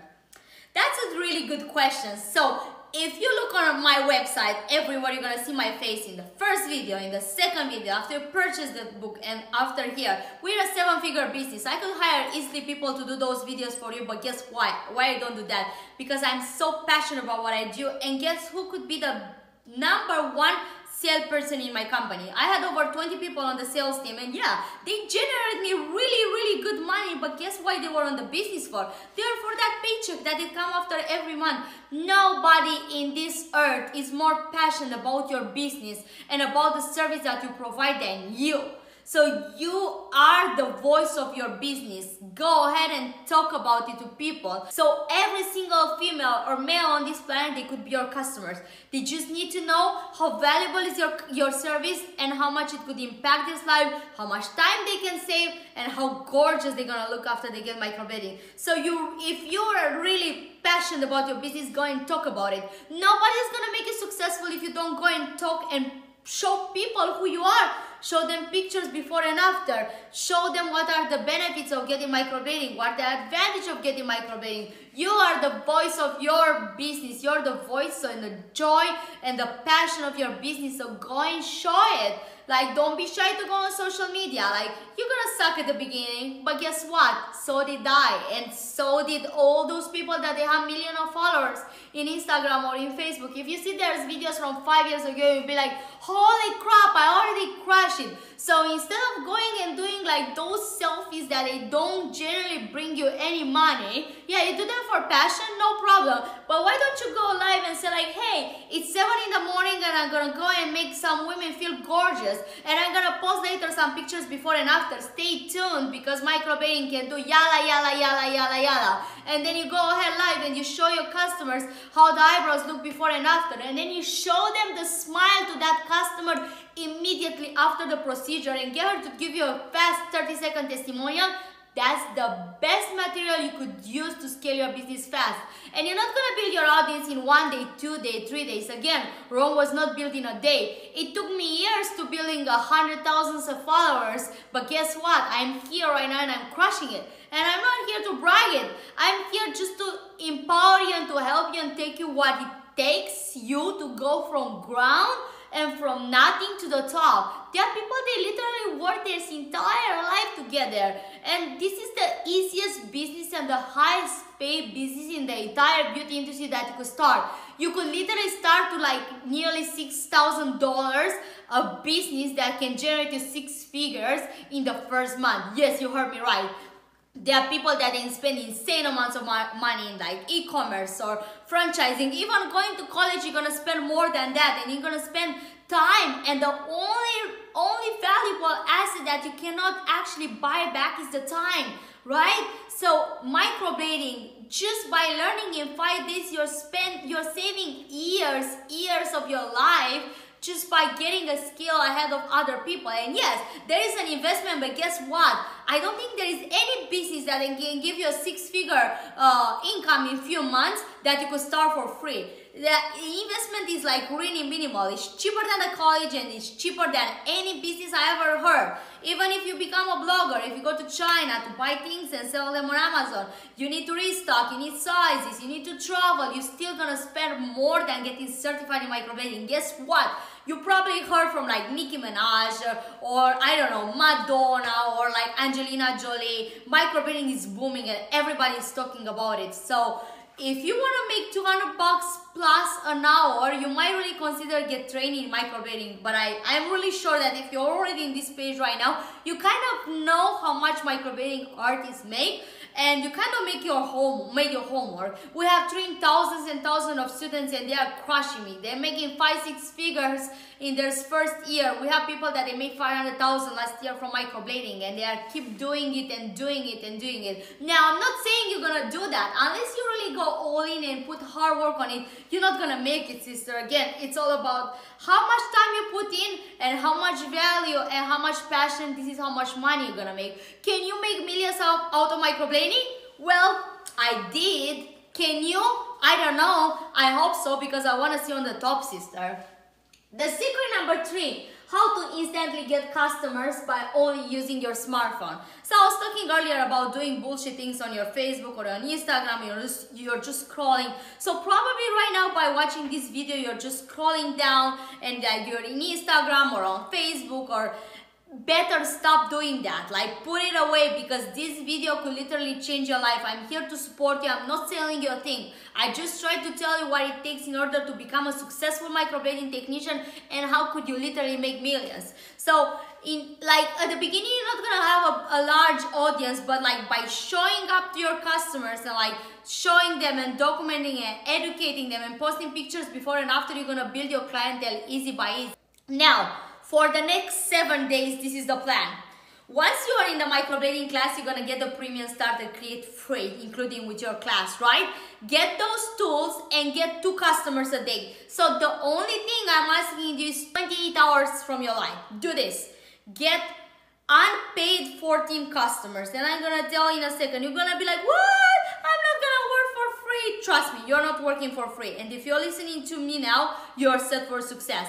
Get 14 customers for free, and you're gonna build your skill, and you're gonna build your reputation, and you're gonna build your pictures before and after book. Because when customers are finding and when customers want to get their eyebrows done, the only thing that actually they look is like pictures before and after. That's the only thing they actually care about. So if you want to crush it, please make sure that you are doing this. This step probably is the most important tip that I could actually give to you. If you want to learn everything about microblading and become an expert on your field, please make sure you click the link down below, and I will see you on the top, sister. All right.